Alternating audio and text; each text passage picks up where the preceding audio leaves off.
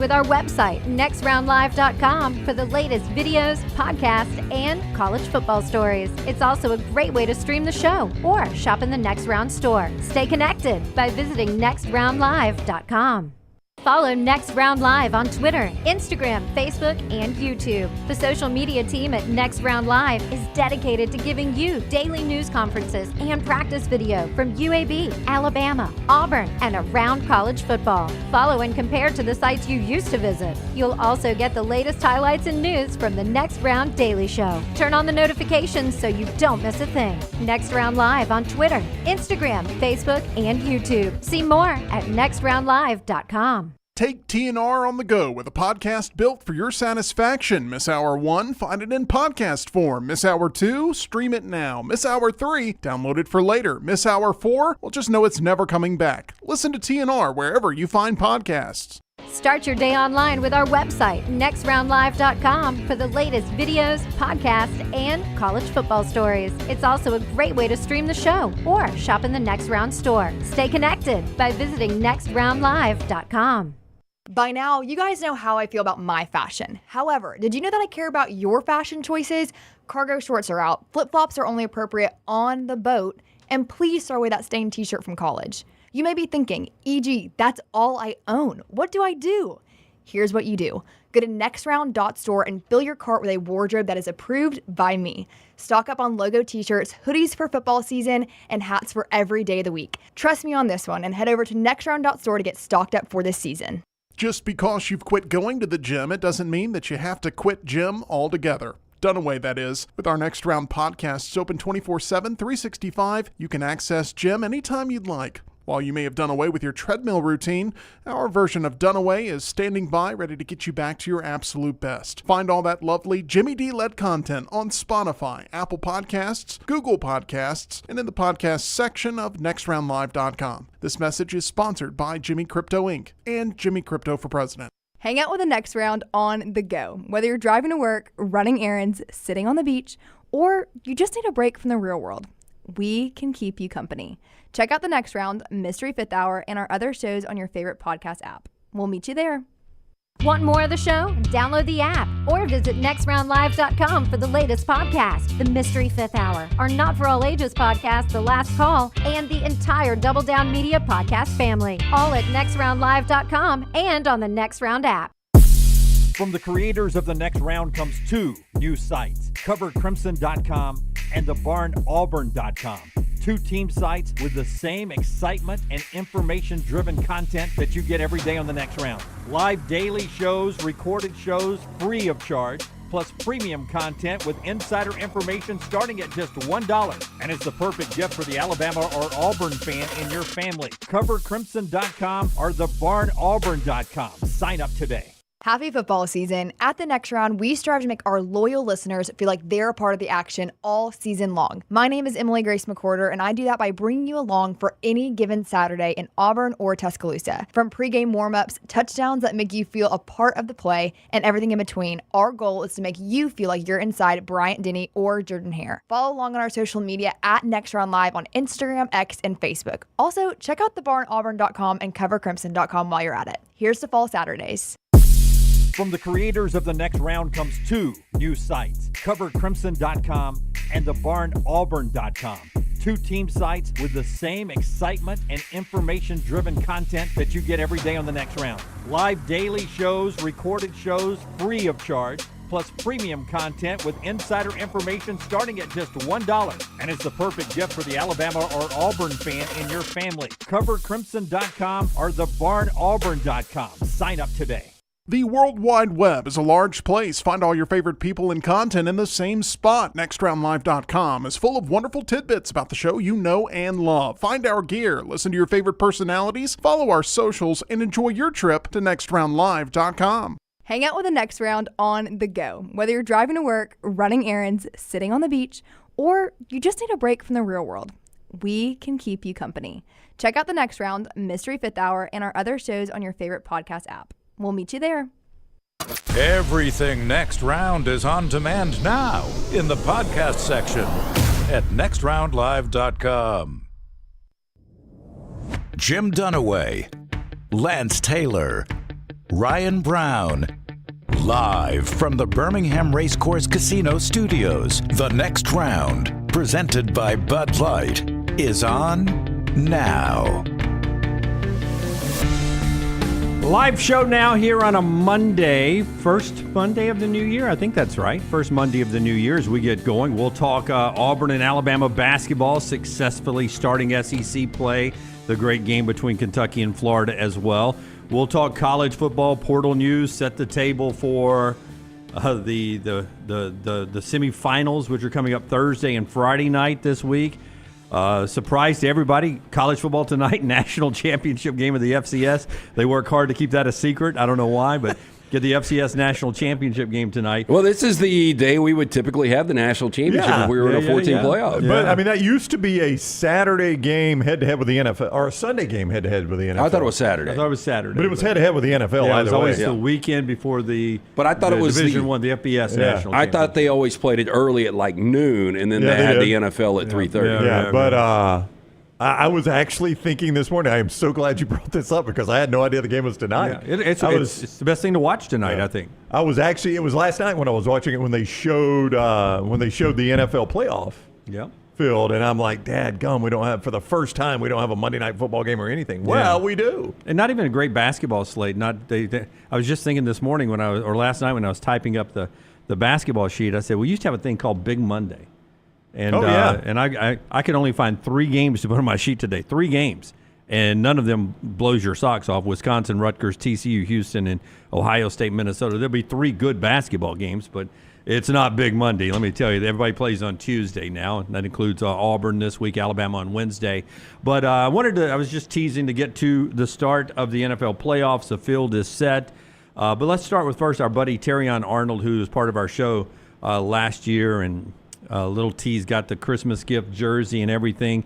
The downside of the Lions being the number 1 overall NFC seed is they are beaten and battered, and they lose Arnold last night. Any update? I missed an update on it, Terrion. It was an ankle, a right ankle. It didn't look good, but the good news is they've got a bye. Yeah. And they've got home field throughout the playoffs, so maybe it's just a high ankle sprain, and maybe he's able to take a little time off, and he'll be ready to go in 2 weeks. His facial expression is a facial expression I've never seen from him, to be honest with you. When he was on the cart getting taken out, he was very, very looked almost without life as he was being taken off the ankle, and it's one of the reasons I stopped playing the intramural hoops. Yep. Is you would turn that thing. It is some of the worst pain because when you hear it pop, you're like, okay, have I snapped it in half? Have I torn tendons? There's so many different things, and it's so fragile, and especially that high ankle sprain. So, the pain is going to be immense, and, your head can go in a million different directions. But I have not seen an update yet. I got it, and it's a good one. X-rays were negative, and Terrion Arnold this morning is saying, I am playing in the NFL playoffs. That's good. That's good. Well, I mean, they got to have bodies, man. Well, yeah, they need it. The defense played great last night. I thought Sam Darnold was really off. As a Rams fan, I was hoping the Rams would beat the Seahawks because I wanted the Rams to get the 3 and then ultimately play the Commanders. But if not, I didn't want to play Minnesota again. I would have rather played Detroit. With their injuries? Yeah, so I was pulling for Minnesota. I didn't want Detroit to have that home field in Ford Field. Detroit, even with the injuries, having home field now, they're going to be a really, really tough out. Yeah, it was not Darnold's best game last night. He missed a couple open receivers for touchdowns. Jahmyr Gibbs, former Georgia Tech, former Alabama player, had an amazing night. He gets more touches now without David Montgomery out there, and he just keeps growing and growing in that. As the Lions get the number 1 overall seed, first time they won their division back-to-back since 3 years in a row in 52, 53, and 54. That's the 1900s. It's been a while. I mean, it's one of the greatest jobs we've ever seen a front office actually put together in Brad Holmes and what he did here, because you guys will remember when they traded Matt Stafford, it was like, if you're a Detroit fan, you're like, you got to be kidding me. We finally had what is a Hall of Fame quarterback. Now we're going to trade him for Jared Goff. Who cares about these number 1 picks? We never get them right. Yep. And all they do is compile this young talent. And their best player got injured and was on IR 2 months ago in Aiden Hutchinson. And he's hinting that if they make it to the Super Bowl, he may be able to go. on February 9th, That'd be by the way. crazy to think about. It really is, because that's another month, by the way. Yeah. Well, what we heard when the injury went down is it was a lot worse than people know. Yeah. And it's going to be difficult to get him back on the field for 2025. Yeah, he doesn't give an update. He just says, I'm trying to get back if we make it to the Super Bowl. We'll see if he gets there. So here's the seeding in the NFC. Just your reaction. Philadelphia is the 2 seed. They get to host Green Bay. Tricky game for the 2 seed, I think. This is almost like the college football playoffs. You have the same scenario, like the Buccaneers and the Rams have byes when there are teams with a better record that doesn't get a bye. You know, my Buccaneers were limping in. They get in. But here's Green Bay, who played yesterday. They injured their quarterback in Jordan Love, and they're still tricky, though, if Love's able to go in this thing on the road at Philly. But that's a tough matchup if Love is healthy enough to play. Look, I saw Love, not only last year do this in the second half of the season, what he did to the Cowboys on the road in the first round of the playoffs, the way he has played in the second half of this season. Jordan Love, with those young receivers, is a guy that can go on the road, and they can beat Philadelphia. Now, there's a lot of people out there that still believe Philadelphia is the best team in the NFC. Once Jalen Hurts comes out of concussion protocol, which will be this week. I don't know, man. These NFC. Are you a doctor?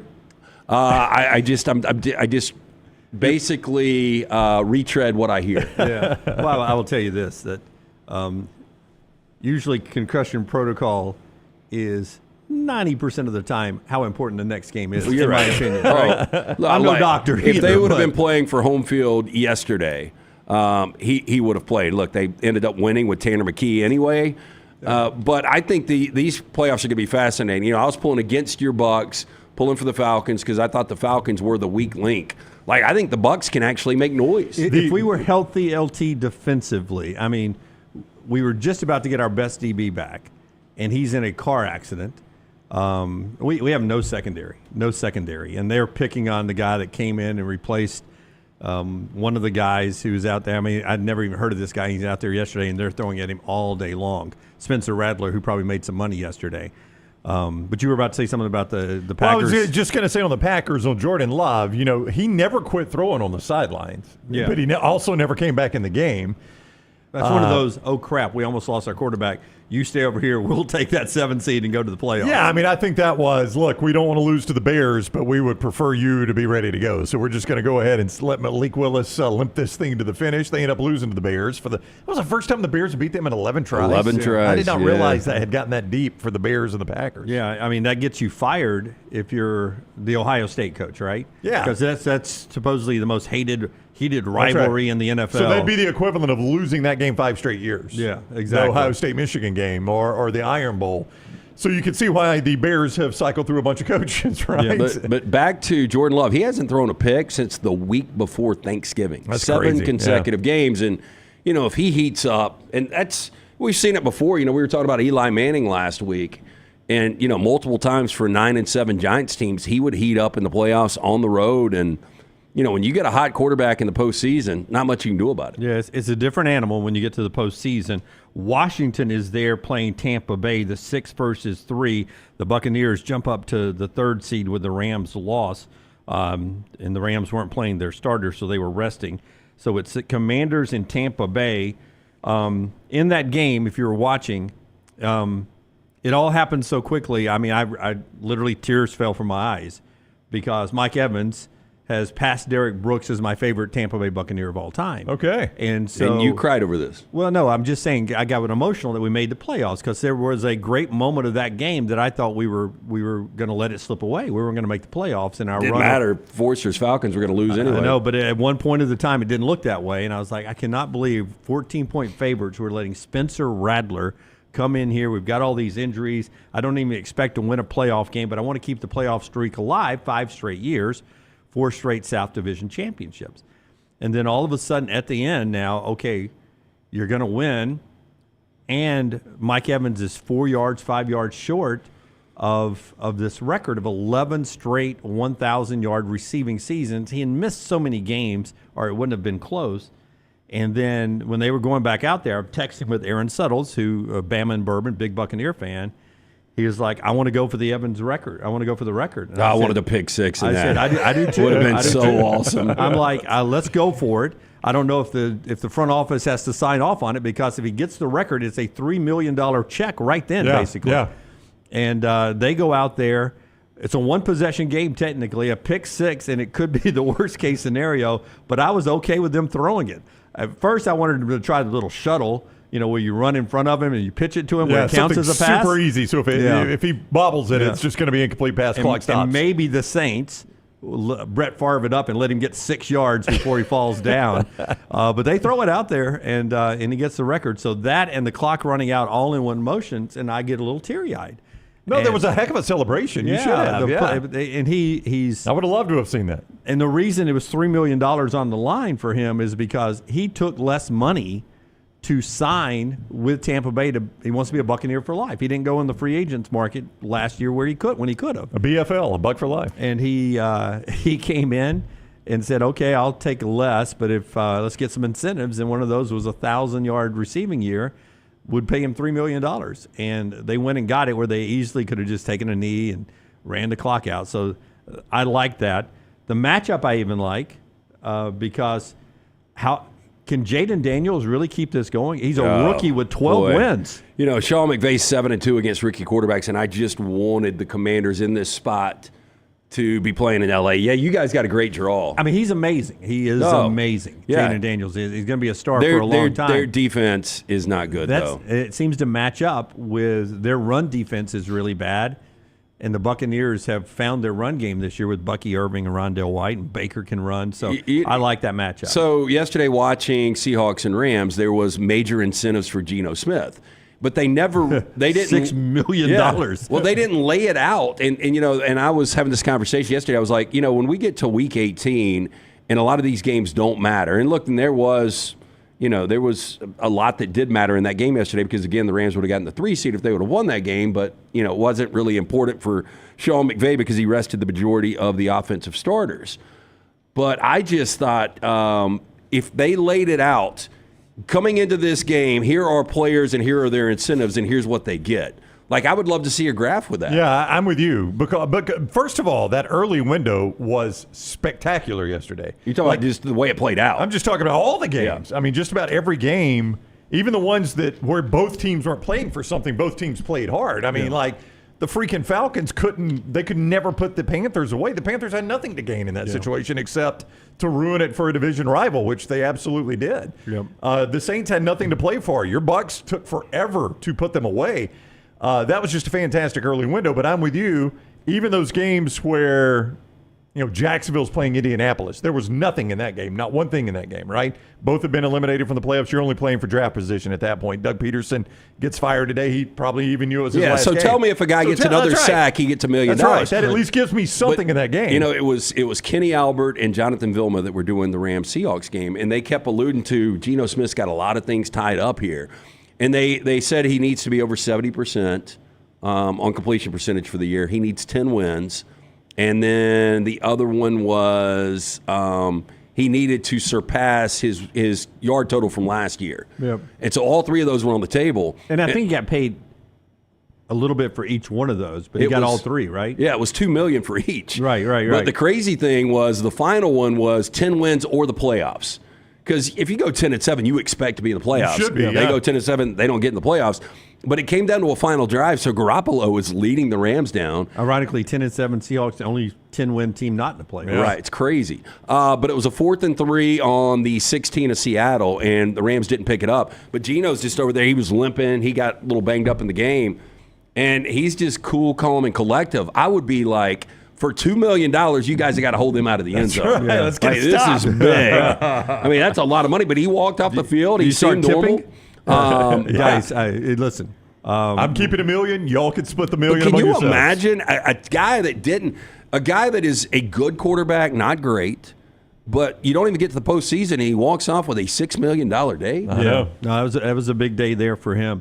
And then the other NFC matchup is the 5-seed Minnesota 14-win 5-seed, or as we like to call them, the Ohio State Buckeyes of the NFL, having to go to Los Angeles to play the Rams.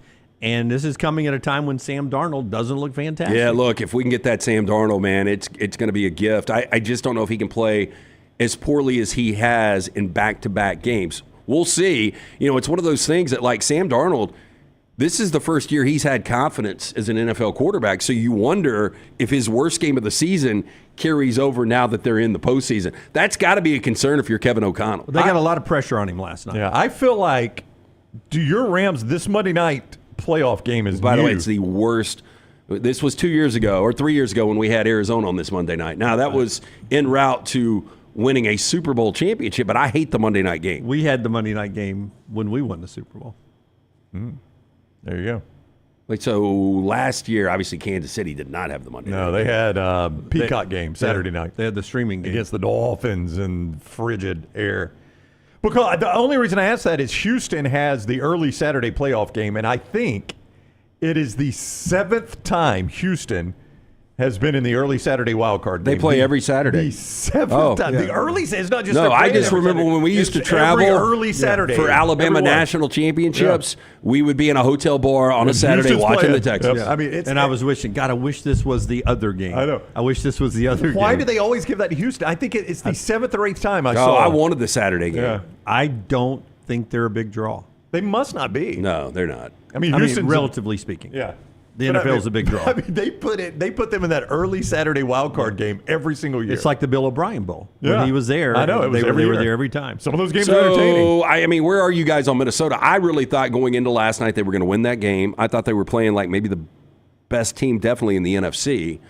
And after they couldn't do anything in the red zone. Like you guys saw it. Their first 3 trips, their first 3 goal to go, they ended up getting 3 points out of that. You can't win on the road in that situation. And then it got away. Like if you didn't watch the game, you're like, damn, they got blown out. They really didn't. It was 10-9 late third quarter. That's right. That's exactly right. And then was it a got close away game. from them because they couldn't convert in the red zone. And really a lot of that was give credit to Aaron Glenn and that defense, but also it was a bad performance from Sam Darnold. So fingers crossed.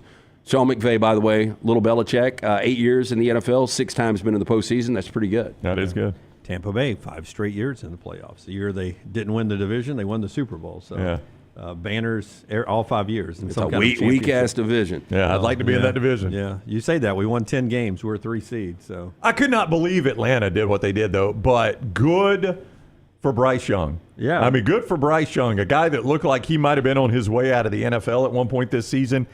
In the back, not even the back half, the back quarter of this season has played some really good I got football. numbers for you. Last 3 games, they're 2-1. He has 7 touchdown passes, 0 interceptions. They've averaged 31 points per game over those 3 games. He's got 100 rushing yards in those 3 games and 3 rushing touchdowns. So 10 total touchdowns, no turnovers in his final 3 games. And the draft order is stacked now 1 through 18 of the teams that didn't make the postseason. Right. And then we'll see, how this thing plays out in the postseason to, the rest 19 through 32. But I saw today 5 of the first 7 teams are in need of a quarterback. And hence Jalen Milroe going pro. That's right. Yeah. Yep. But that is their primary need. I saw that they said Carolina needs a quarterback. That's insane. Nope. Dave Canales has got to be happy with what he's got. I mean, you even saw back to confidence. One of those throws, he lets it go and turns around. I loved it. Yeah. I think Now, he is David looking- Tepper even said, we've got our quarterback now, who's the owner of the Panthers. Yeah. He did turn and look up at the video screen doing this. Oh, but it's so and he would have confident. put his hand down if he did. And he was. And that is the poster child of why you sit somebody sometimes to give him a beat or two to maybe catch a breath. And as they said on the broadcast last night, Collinsworth said when they were talking about Bryce Young and his performance, they were like, sometimes when you get to set a young player down, he realizes, okay, the other guy's getting in his face too, rushed at all the time. That's right. It's not just a you problem; it's a we problem, and it slows the game down a little bit. He got to be a lot better. Good for him. Yeah, man. I mean, I'm very happy I for him. think he is going to end up being a tremendous quarterback. The problem is he's in Carolina. He doesn't have a lot of skill around him, so we'll see what they're able to build there. You mentioned where they are in those draft picks, though. Get him some right. skill. The rest of the playoff teams in the AFC, after we hear about the golf is a little cooler temperatures, whether you probably don't want to get out and play golf in this week, Golfist can take care of you. It is a great place to go because it's always 70 degrees. There's never any wind blowing. You play great courses that you have seen on TV, and you've always wanted to play. It is Birmingham's best indoor golf simulators. Right there at the Golfus. 2 great locations right now. They are wide open on Highway 31 in Vestavia. Brand new location just off Highway 11 in Trussville on 3575 Van Road right there in Trussville is where you can find them. Coming soon to 280. You can book a bay. Great place for parties. Great place to go watch the games. You've got game on one screen and next to you, and then all the information on another screen and the simulator in front of you. Fantastic place for games or parties. Bring your own food, bring your own drink, bring your own clubs to the Golfus. Get out of the office. Get in the Golfus. See more at thegolfus.com. That is thegolfus.com.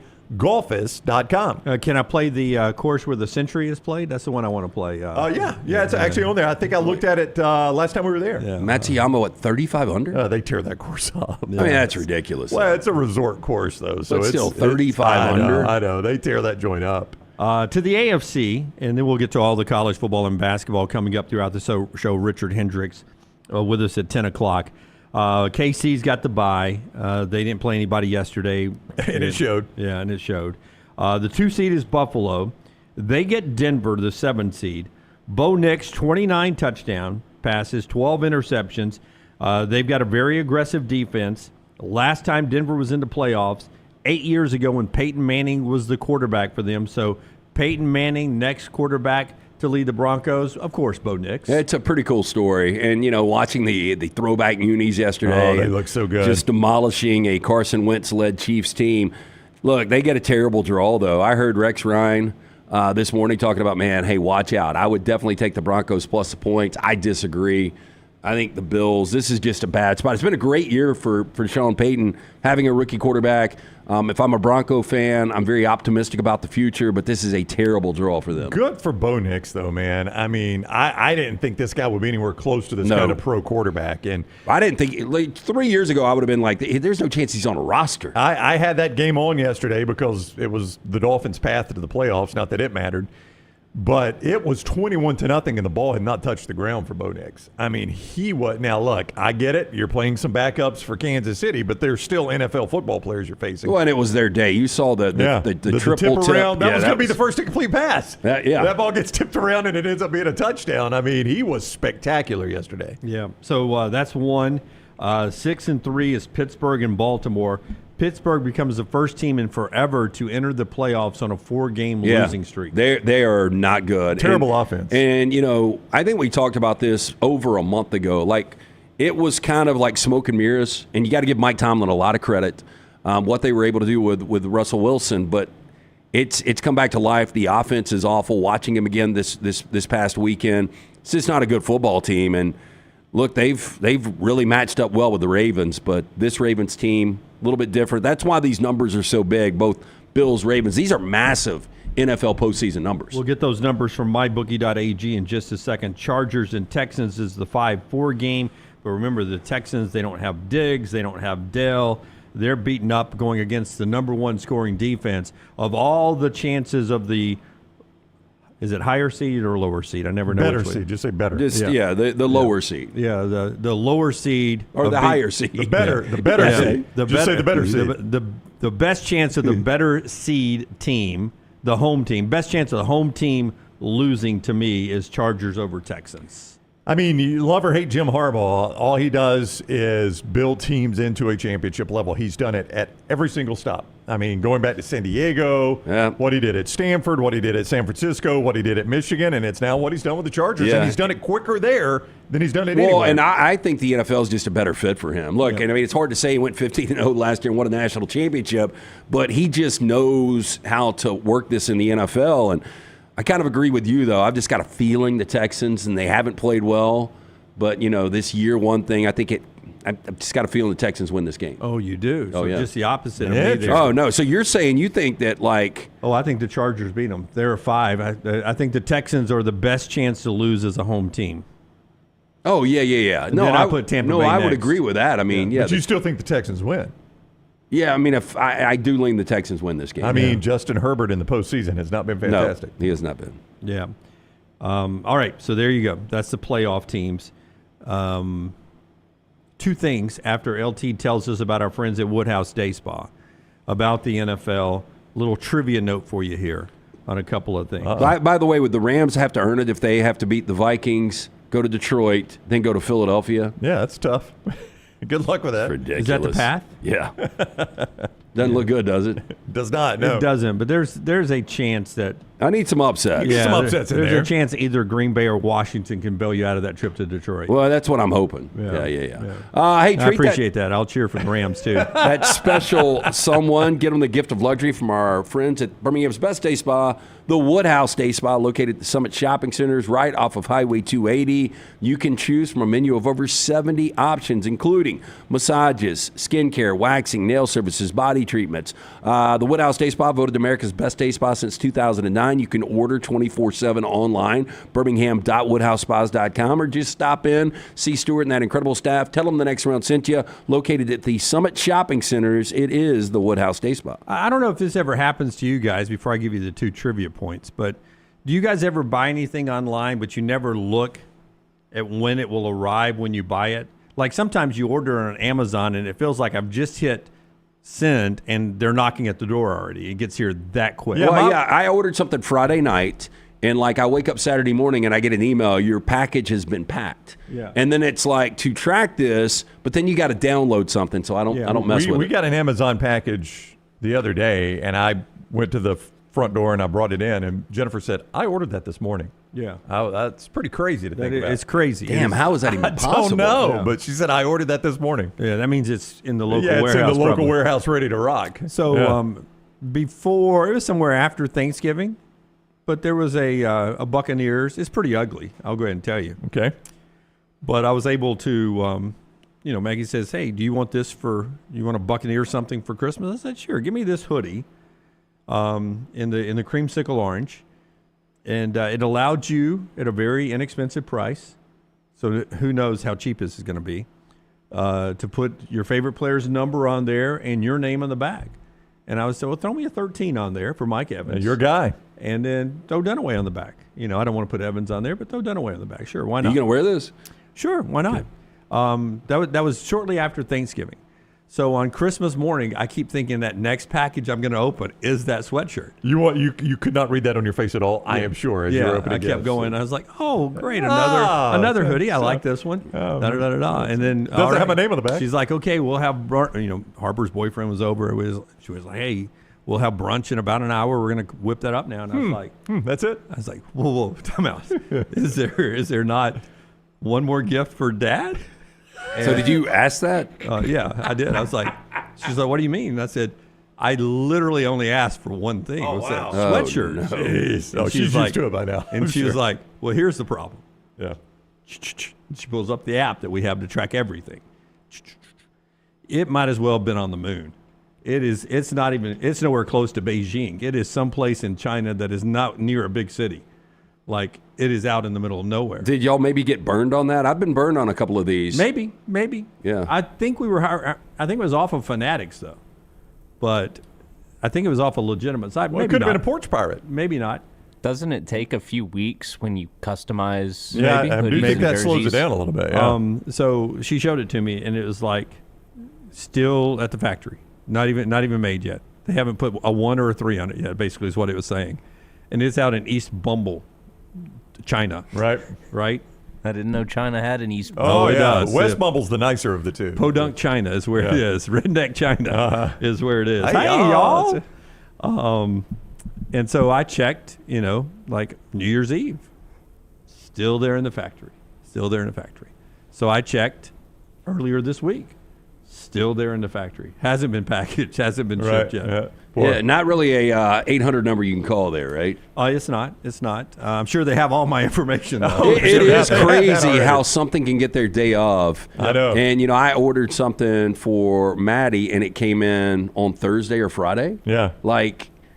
And it was something I ordered 2 months ago. Yeah. But I think it was the same thing because it came from China. I'd like a logo. I don't know if we still do this or not, but there was a period in time in the 80s where we had a little American flag beside anything that was made in America. Mm-hmm. And if we don't do that anymore, I'd like to go back to that. Because I'd like to know. Are you only going to buy American made? I'm not going to just buy American made because... He's going to be naked. Because you know you You can still do that. Apparently, they I still can't. have T-shirts with the little American flag on the tag. Yeah. I'm not going to do that because I think we got to do a better job of our T-shirts. First off, our T-shirts that we make here in America are a little thick. They rub you a little bit. LT was in charge of our T-shirts up here, and he found great soft T-shirts. I'm sure they're made in China.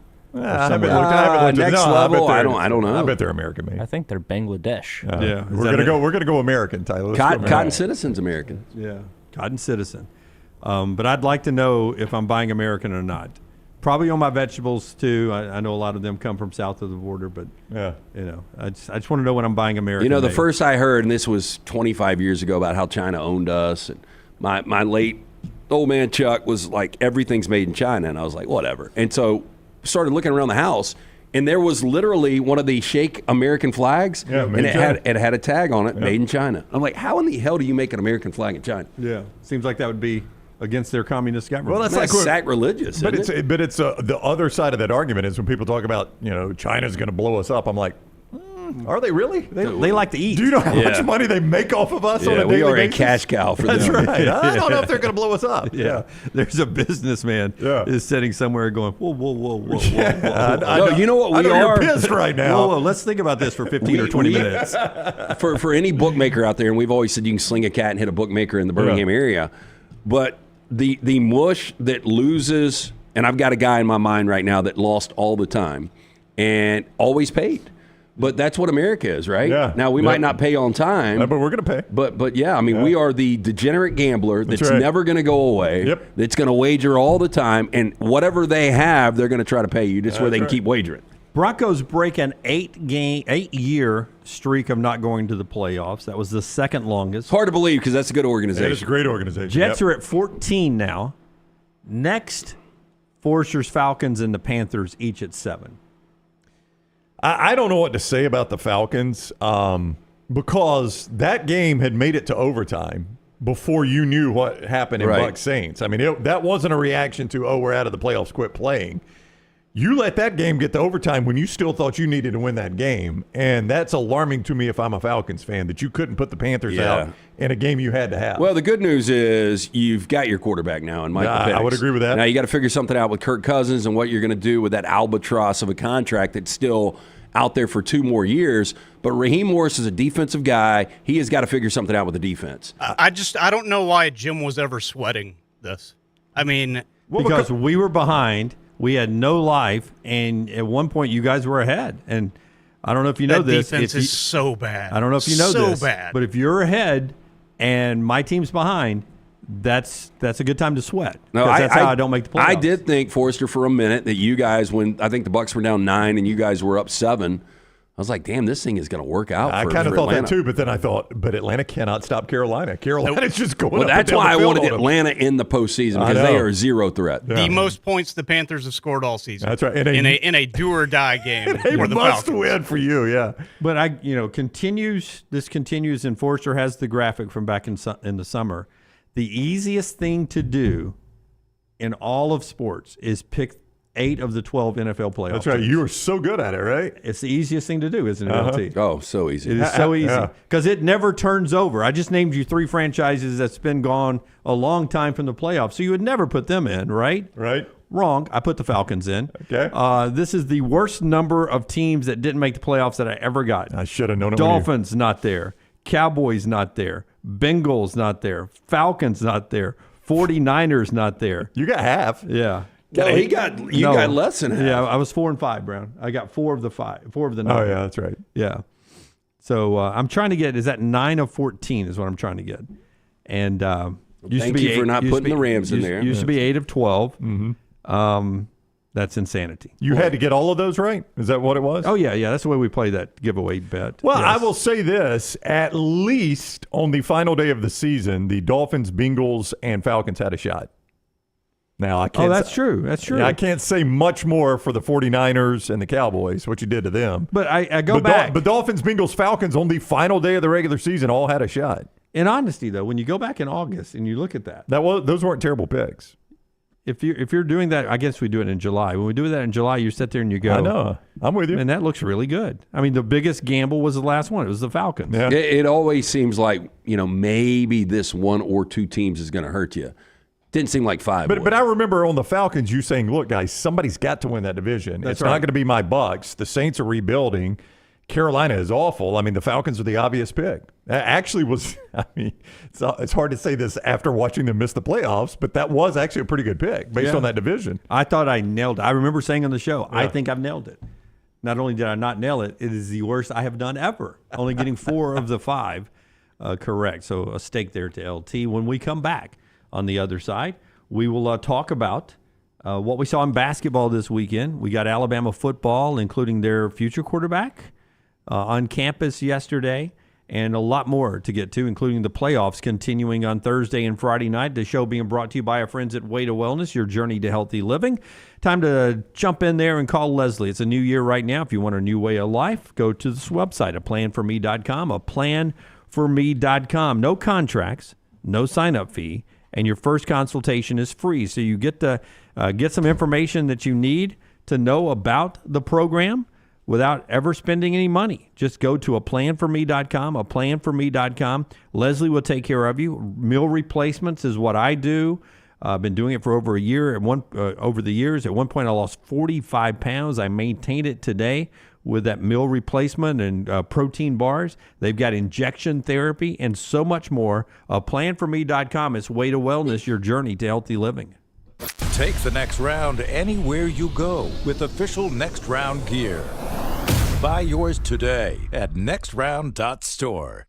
The beauty of the holiday is at the center of your table with the New York Butcher Shop. Their selection of USDA certified Angus prime rib roast, beef tenderloins, and fillets, as well as premium pork and lamb cuts, are the finest selections available in the market and are hand-cut just the way you want. With side dishes handmade by their professional chefs, your holiday meal is complete. Visit one of their 2 locations today, in Cahaba Heights or off Highway 119 in Greystone. Place your order today. The New York Butcher Shop. Rare quality, well-done service. Hey, there's nothing worse than waking up to a plumbing problem. Don't get caught in a flooded house. Call the guys at Hemp Hill Services. Adam, Chad, and the team at Hemp Hill are the only ones I trust to fix it and fix it right the first time. Hemp Hill Services does it right and always at a fair price. For all of your plumbing, cooling, and heating needs, trust the name that Birmingham has trusted since 1954.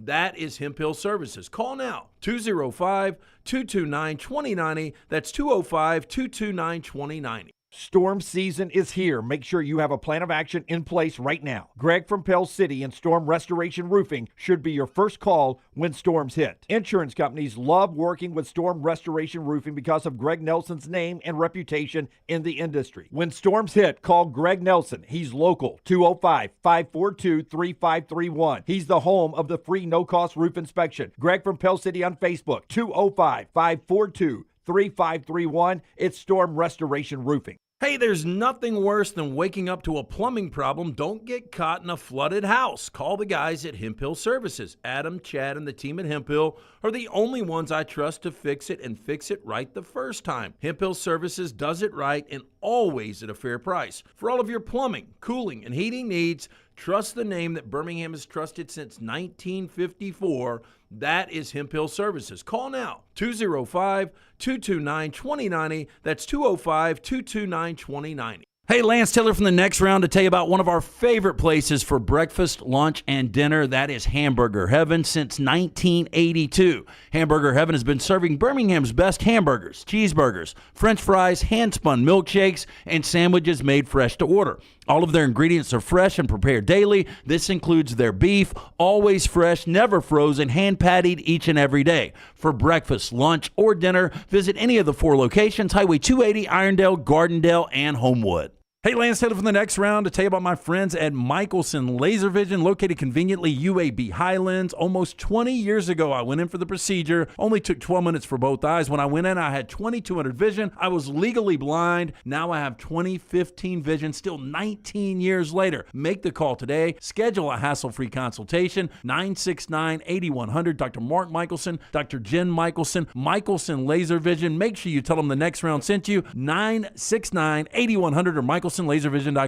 It's the O'Reilly Auto Parts World of Wills, January 31st through February 2nd at the BJCC. See custom classic cars, hot rods, trucks, and motorcycles. And new this year, check out the exotic car exhibit. Plus, do not miss the BMX bike stunt team performing outrageous live stunts each day. And kids, meet your favorite costume characters and race Hot Wheels on the free Hot Wheels drag track. Don't miss the Super Show with one-of-a-kind vehicles from across the country. Get your discount tickets today at O'Reilly Auto Parts stores. Get details at worldofwills.net. Follow Next Round Live on Twitter, Instagram, Facebook, and YouTube. The social media team at Next Round Live is dedicated to giving you daily news conferences and practice video from UAB, Alabama, Auburn, and around college football. Follow and compare to the sites you used to visit. You'll also get the latest highlights and news from the Next Round Daily Show. Turn on the notifications so you don't miss a thing. Next Round Live on Twitter, Instagram, Facebook, and YouTube. See more at nextroundlive.com.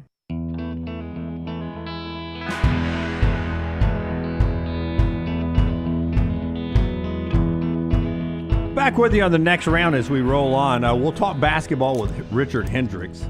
I want to do a little basketball here, and then we'll do more later on. Don't want to do a whole segment on basketball, but we started SEC play over the weekend. And that first game at Rupp Arena, earliest tip ever in Rupp Arena history, I believe, went at 10 Central, 11 Eastern. Somebody forgot to tell the defense. 106-100. And Kentucky won a 6-point game by shooting 48% from three and 65% from the floor, and they won by 6. But Mark Pope beat a top 10 AP team for the third time already this year. Last person to do that at Kentucky, a guy named Adolph Rupp. Unfortunate first name.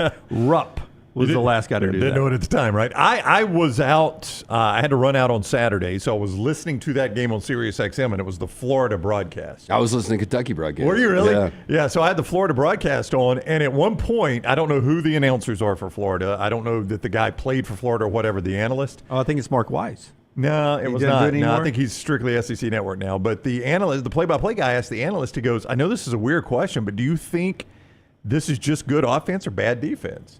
And the guy was like, I'm telling you, this is good offense. I think both these teams can play some defense. This is just incredible offense. I was watching the game, and I did not feel like it was an all-star game. I felt like it was good defense. Yeah, they were all hustling and competitive. I just think they were shooting the lights out. Yeah, look, Walter Clayton to go for 33 and a loss. That Florida team, and I guess we've only got, one undefeated team now with Tennessee left? Yep.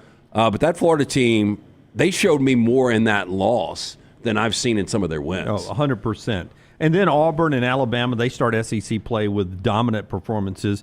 Cut number 1, Tyler, while you get that queued up, Auburn beat Auburn beats Missouri 84-68. They get Texas Tuesday night on the road for the first road game.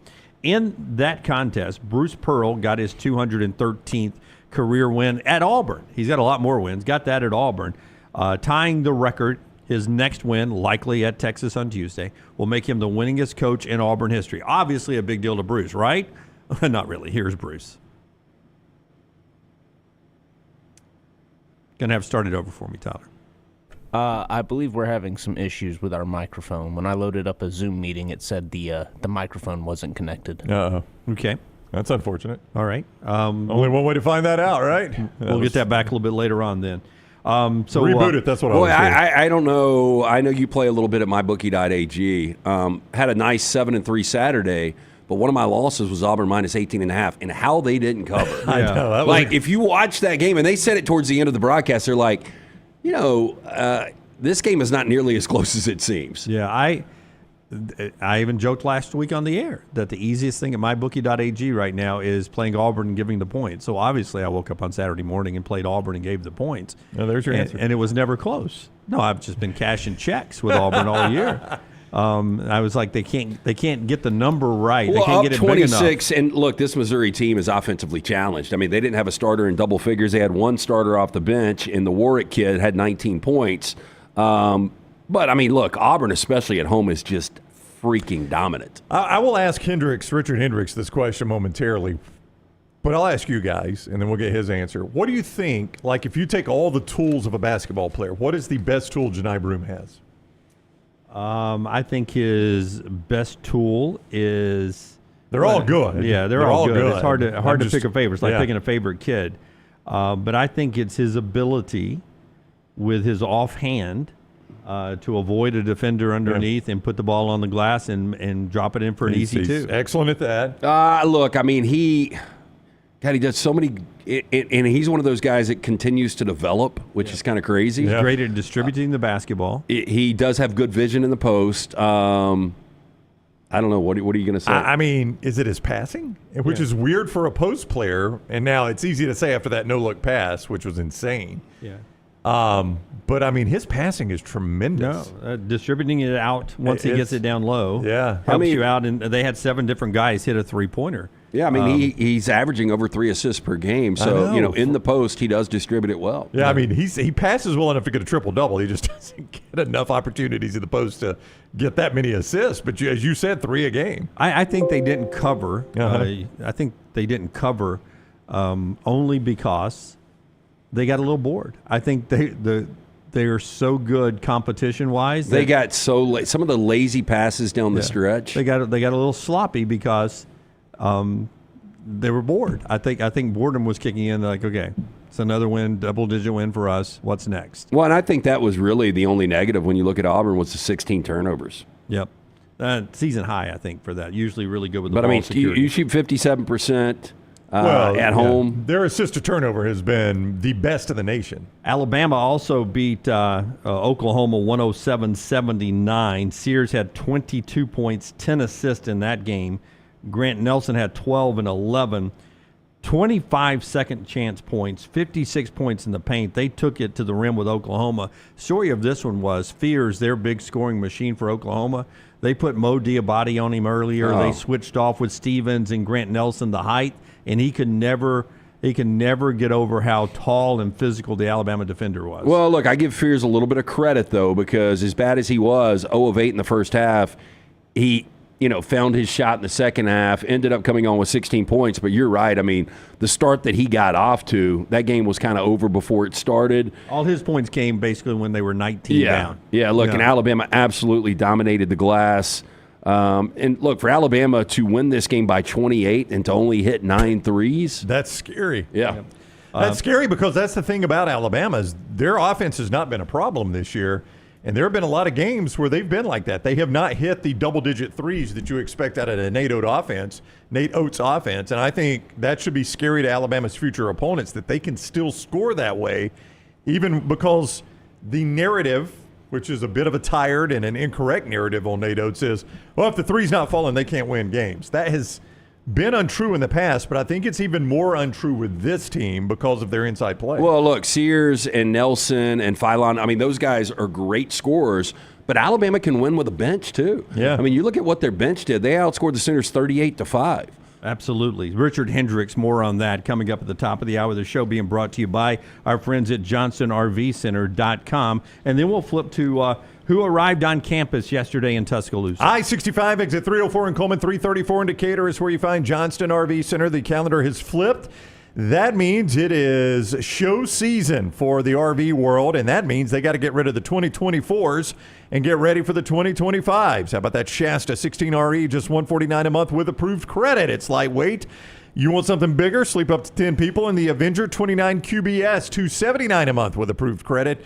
Also, that lifetime warranty from RV Warranty Forever on everything new and qualifying pre-owned. See more at JohnstonRVCenter.com. Pretty big for Alabama over the weekend. They lost some more people to the portal, yes, but the people they're keeping on defense, Justin Jefferson, Deontay Lawson, if Lawson can get healthy, both of those coming back at the linebacker position. Tim Keenan coming back on that defensive line. Damani Jackson coming back in the defensive backfield. That was huge. Those are 4 big keeps for that Alabama defense. LT Overton, we had talked about a few days ago. Yes, coming back on that defensive side. So good defensive playmakers staying at Tuscaloosa for a variety of different reasons. They did lose a boatload of future talents, including Elijah Pritchett, who could have come back at tackle. But if you follow what he did throughout the year and maybe some of the rumblings behind the scene, Pritchett is going to end his career at somewhere else. You know, it's interesting, though, that DeBoer is viewed as one of the best offensive coaches in all of college football. And, you know, with what you've got coming back, this nucleus, you know you're going to get some more guys coming in from the portal. and the way the defense played to end the season, you feel pretty good about Kane Womack and what you've got with the defense. I know, it's crazy. And now you're like, offensively, it's an unknown at quarterback. Now you got a couple of holes in the offensive line. You really didn't. I mean, Justice Haynes obviously gone to Michigan now. You didn't have really a semblance of a running game last year. And, what are you going to get with receivers outside of Bernard and Williams? Yeah, well, you got Isaiah Horton, who's coming in. From Miami, which is a good pick. Which is good, and I assume they're still working there. But the quarterback of the future, or maybe of the immediate future, Keelan Russell, showed up on campus yesterday. If you did not know, the 5-star quarterback is there in Tuscaloosa. That's his social media post. And he is going to go through spring drills. He's enrolled. He's starting classes. And so you'll have Russell there for the spring. You'll have Ty Simpson there for the spring. You'll have Austin Mack there for the spring in a battle for playing time and for QB1. This Russell kid, everyone's raving about him. Can he get into the mix? Well, so I remember back in the day, I think you and I thought Bryce Young would start year one. Yep. Brown thought Mac didn't. Jones would. Yep. Mac Jones had one of the greatest single seasons we've ever seen in the SEC.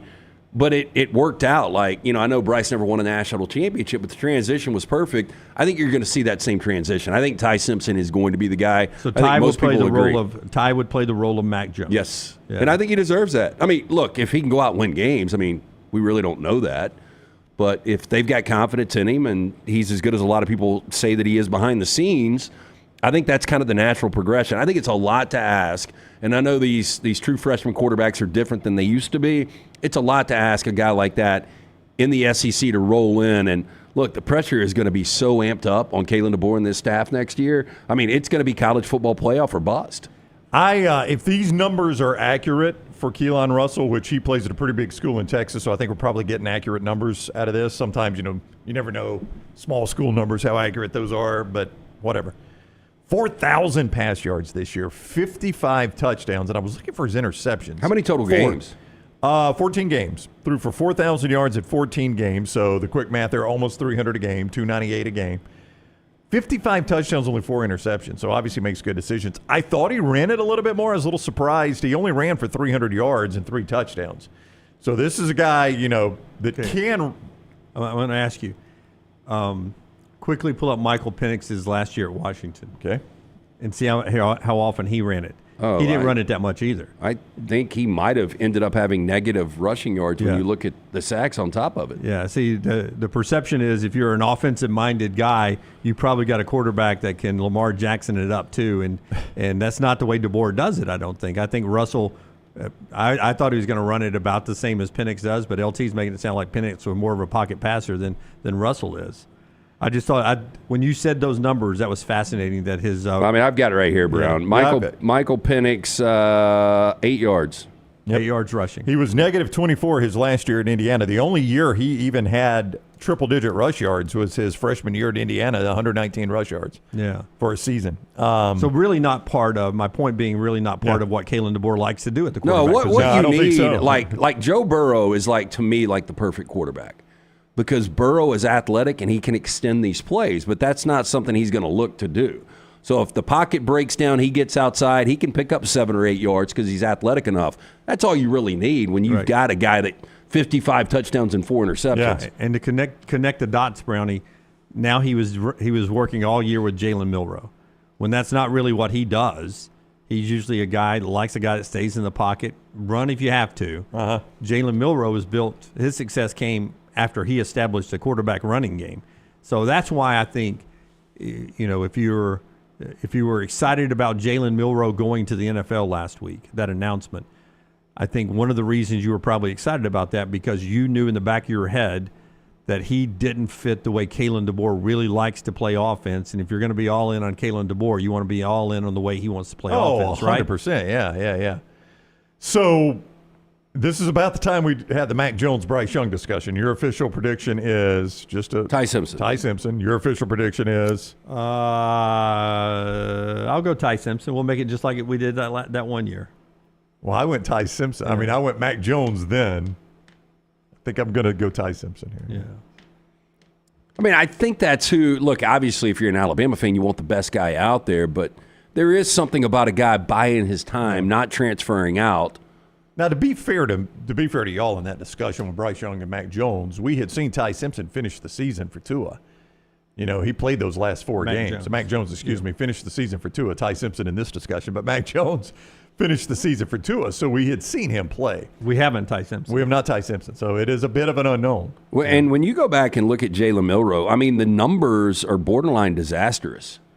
I mean, I know that sounds like, over the top, but he completed 64% of his passes, which isn't great in today's. I mean, it's solid. It's solid, but you're in the 70s for really high-quality quarterbacks this day and age. But the problem is 16 touchdowns, not a lot, and 11 interceptions. I mean, when's the last time you saw a number, like a stat line like that from an Alabama quarterback? 11 interceptions, I will say without looking, you've got to bet Tua didn't throw 11 in his career. And Bryce, too.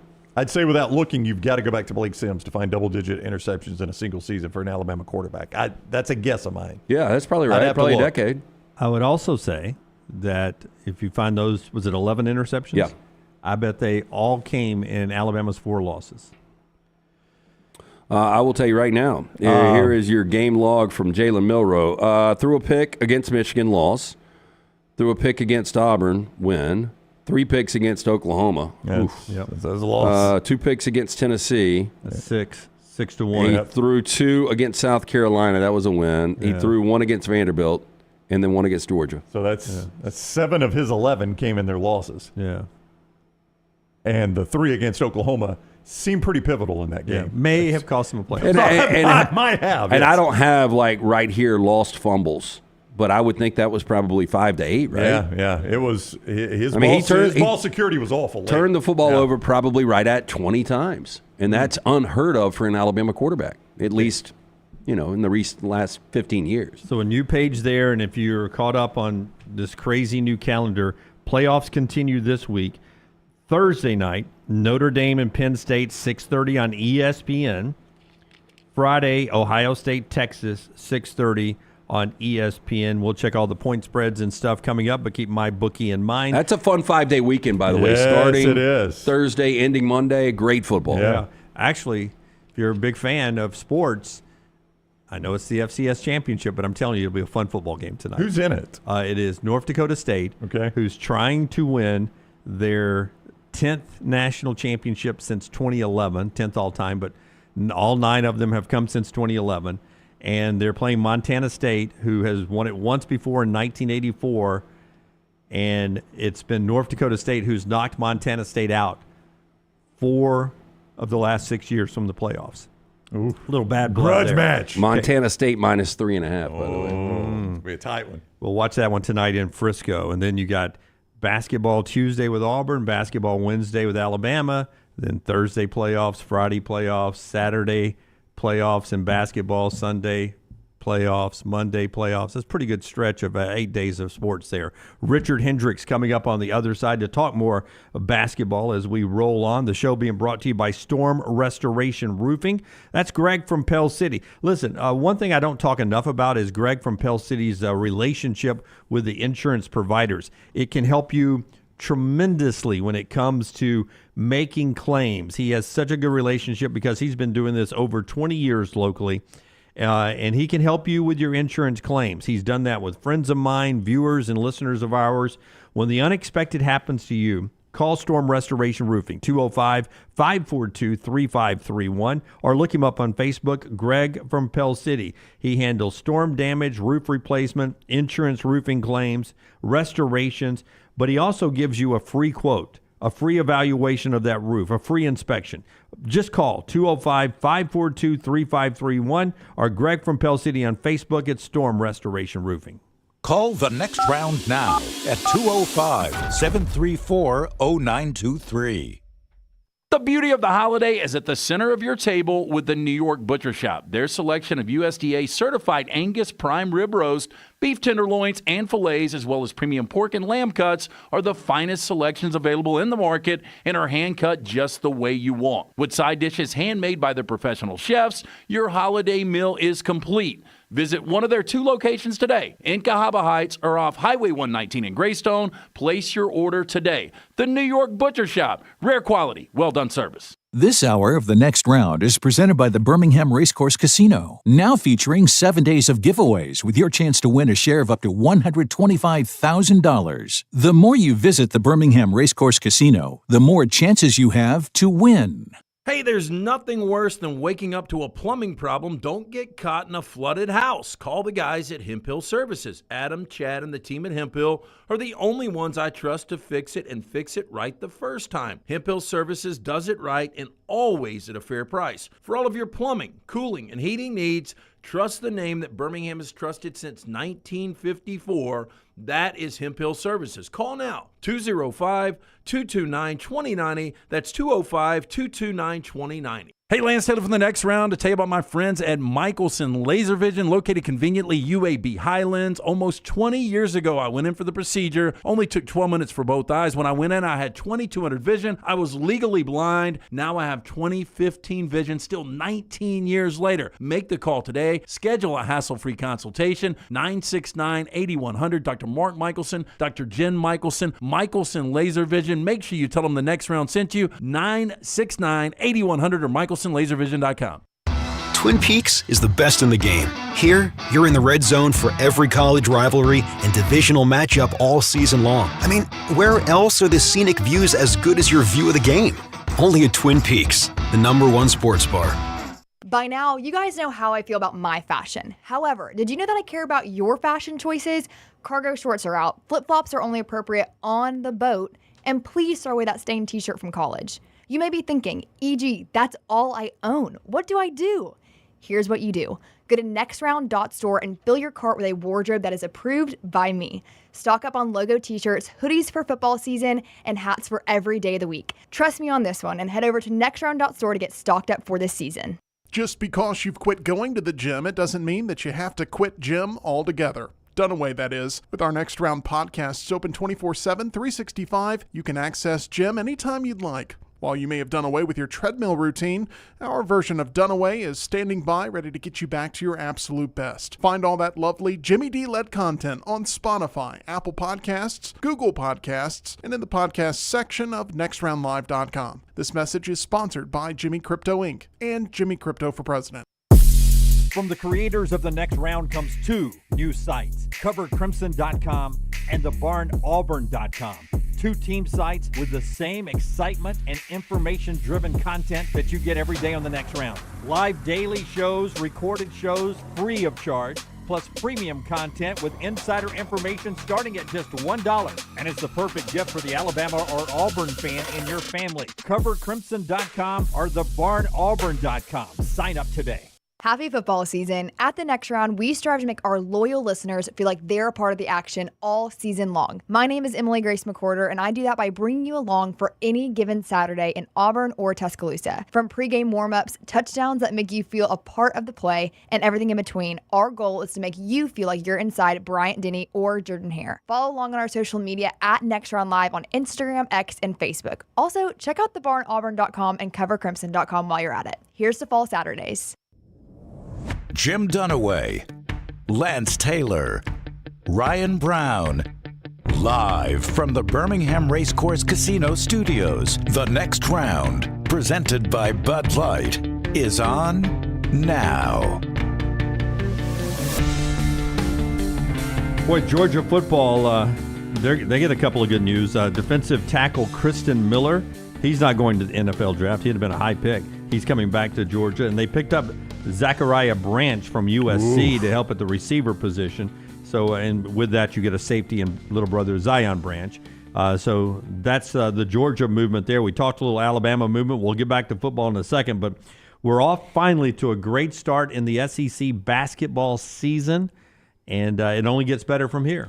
We've been waiting for that day for quite a while. Richard Hendrix with us now from the SEC Network and ESPN. You saw him on the Bama-Oklahoma game. We'll talk about all the games with Richard, though. Welcome in, Richard. Happy New Year. Hope things are going well for you. Doing great, guys. Thank y'all for having me. Yeah, it's always good to have you on. Let's just start with a broad picture before we drill into some of the individual games. We had been waiting to see this first weekend, and what we saw is not all double-digit win teams are created equally, right? I mean, we saw a clear separation from what we already thought were the elite teams versus maybe the teams that didn't play the most difficult out-of-conference schedule. Well, they definitely didn't disappoint in the opening week. And obviously, you know, when you have, as Lenardi had, I think, 13 teams in the NCAA tournament field, it's interesting when you try to say which team is best when you have some undefeated teams, you have some teams with one loss. But obviously, you were able to see the teams that are rated at the top of the AP and coaches poll were able to take care of business in the opening round.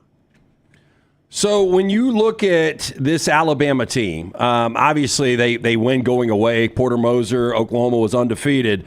I brought this up. Like, we talk about how good these starters are, but this bench outscoring Oklahoma 38-5. I mean, that is a nice luxury to have. We know they would have depth this year, but Nate Oates, to be able to rely on this bench for instant offense, that's just another luxury they've got.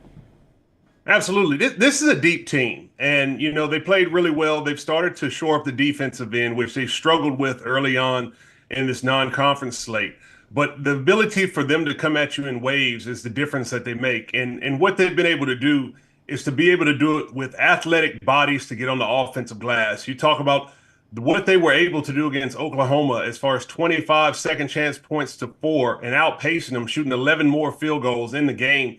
That was the biggest difference in the game.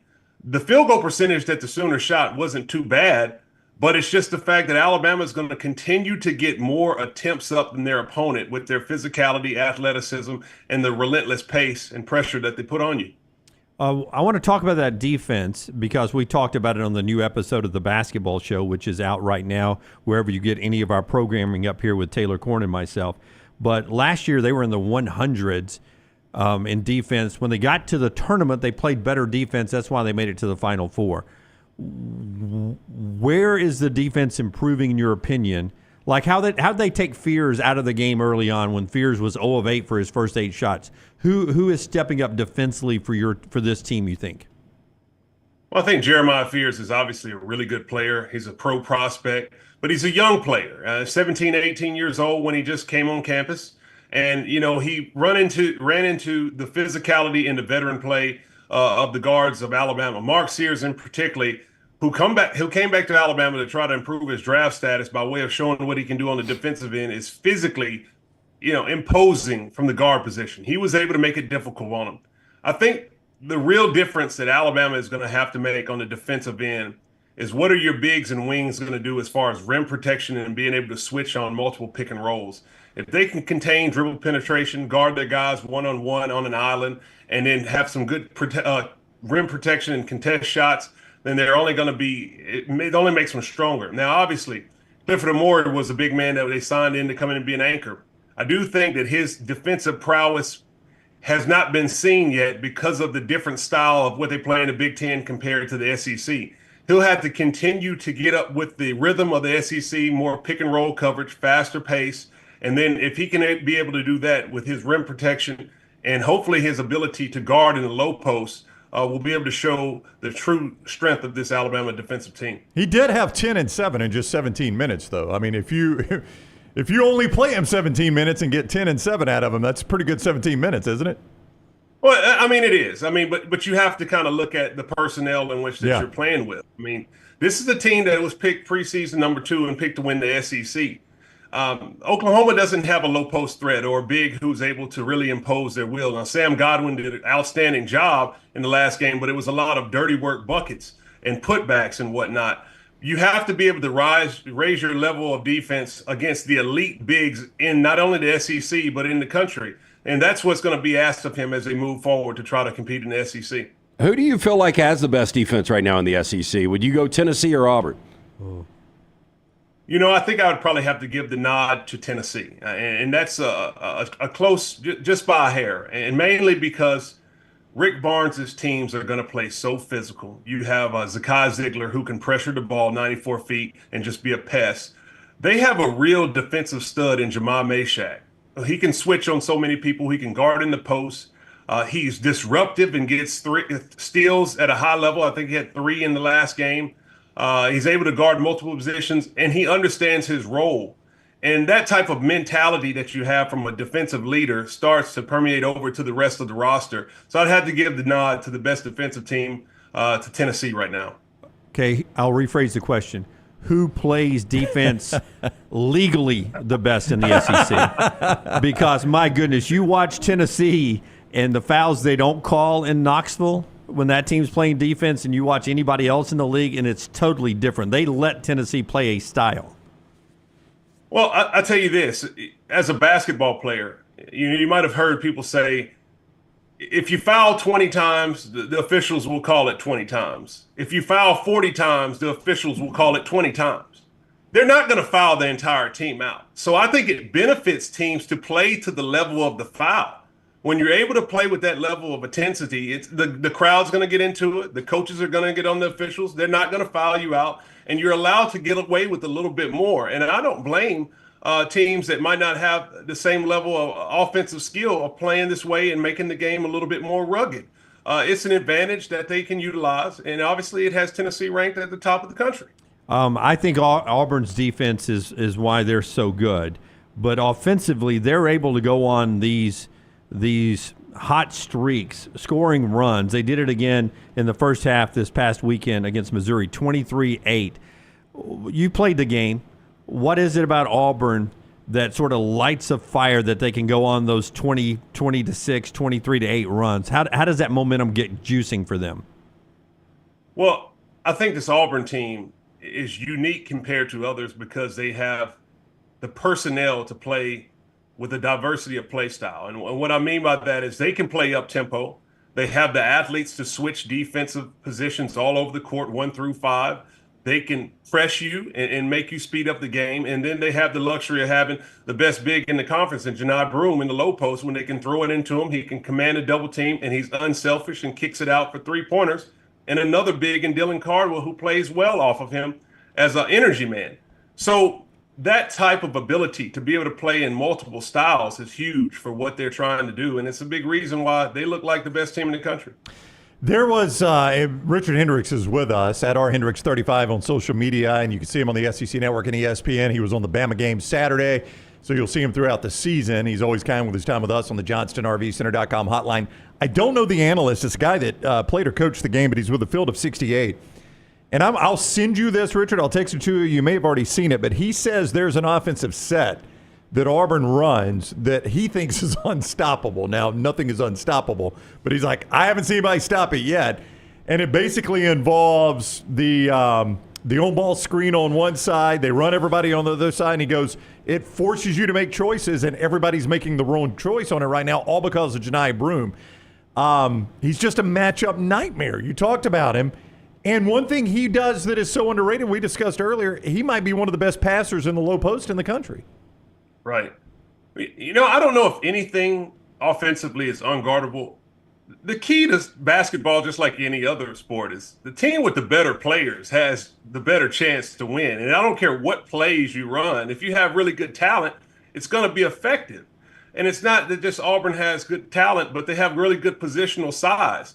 They have good basketball IQ to read situations and skill set where you can play down low and play on the perimeter. So when you have good offensive sets to be able to get players in space, then they're really able to take advantage of all of the things that you can do from an offensive side. But they're really good. I mean, I've been able to see them up close and personal. I'm looking forward to seeing how they play as they get deeper and deeper in the SEC.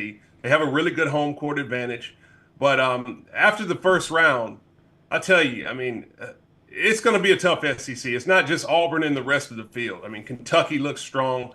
Florida with 2 guards that at an elite level are really good. Alabama played, I think, their best ball last Saturday. And obviously Tennessee is always going to be solid. And that's not to leave out anyone else in the league. It's going to be a gauntlet the entire year. Richard, back to Florida, 13-0 going into Rupp on Saturday morning. And look, they'd beaten some names. They hadn't beaten any ranked teams. But Clayton goes for 33. I was more impressed in their loss than I had been in any of their 13 wins. Is that fair? Well, I think that backcourt of Walter Clayton Jr. and Elijah Martin is elite. And the biggest reason is because these are 2 tough, hard-nosed guards who can defend, they can shoot from deep, and they have experience. What makes a winning recipe in college basketball now is to have an older roster. And when you have experience in the guard position, it always gives you a chance. And they played a tough Kentucky team who plays really well. Mark Pope has that team playing good basketball and offense. They run a 5-out set that's hard to guard. But when those two guards at Florida can get it going, and you pair that with Condon on the low post, they have a really tough team to play against. So they're going to be there in the end as well. We're so far from Selection Sunday. There's 17 regular season SEC games left. But Seth Greenberg said during halftime of that Kentucky-Florida basketball game that he's getting close to saying Auburn versus the field because of the way they can play fast or slow, inside or out, most complete team. And then Dennis Gates afterwards, and this is what I want to ask you about. After his team lost down at Neville Arena Saturday, the Missouri coach said, this team reminds me of Virginia that had that chip on their shoulder. They lost in the first round the year before, and then it came back the next year to win the national championship, that this Auburn team is playing with a chip. Is that a real thing? You played the game. Can you play with a chip from the previous year? Absolutely. And that's been one of the biggest reasons why I've given Auburn the nod, is because of that defeat in the first round against Yale in the NCAA tournament. You have core players returning to that team. I don't know if it's so much more of a chip that you're playing with to win games, but when you are disappointed in the season before, you understand the importance of paying attention to detail and focusing on every single game and every single moment. This Auburn team seems to be locked in, and they're playing really good basketball. That could definitely be a motivation for why they're playing so solid this year. Before you go, Richard, was there a team that lost that you maybe you were a little – you don't think the loss is that true team? Maybe you're a bit disappointed in them. Maybe you would say, hey, don't read too much into that loss. This is still a really good basketball team, because a lot of these losses were extremely one-sided in this first weekend. Yes, I think that if people haven't got a chance to watch the Georgia team, Mike White is really doing a really good job, and they have some quality wins in the non-conference against St. John's. They were able to beat Grand Canyon. That obviously Alabama played last year in the NCAA tournament, a team that can definitely just grind it out. So that's a team that plays a really good style of ball. They can slow it down as well. They might not have the talent as some of the other elite teams in the league, but they play really well and they're connected. Asa Newell is a big-time freshman, 6'11", can shoot from the outside, score in the post, and defend. He'll be a lottery pick in next year's NBA draft. So this is a team that I think if they can get favorable matchups as far as the schedule is concerned with their home games and who they're playing against and the timing in which they play some of these teams, they can be a little bit more competitive amongst the elite teams in the SEC than people might think. Their next 5 are host Kentucky, host Oklahoma, at Tennessee, host Auburn, at Arkansas. See, and that's the problem. That's not favorable.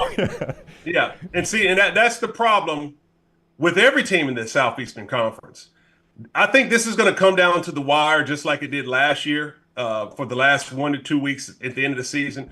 But it's all about who you play and when you play them. I think you can look at Alabama's schedule and see who they have in the last 3 to 4 games at the end of the regular season. And that is something that I wouldn't say is favorable. So it's important for Alabama to get their work done early in the non-conference slate to give themselves a little bit of cushion, because the back 9 is going to pick up heavily. Yeah.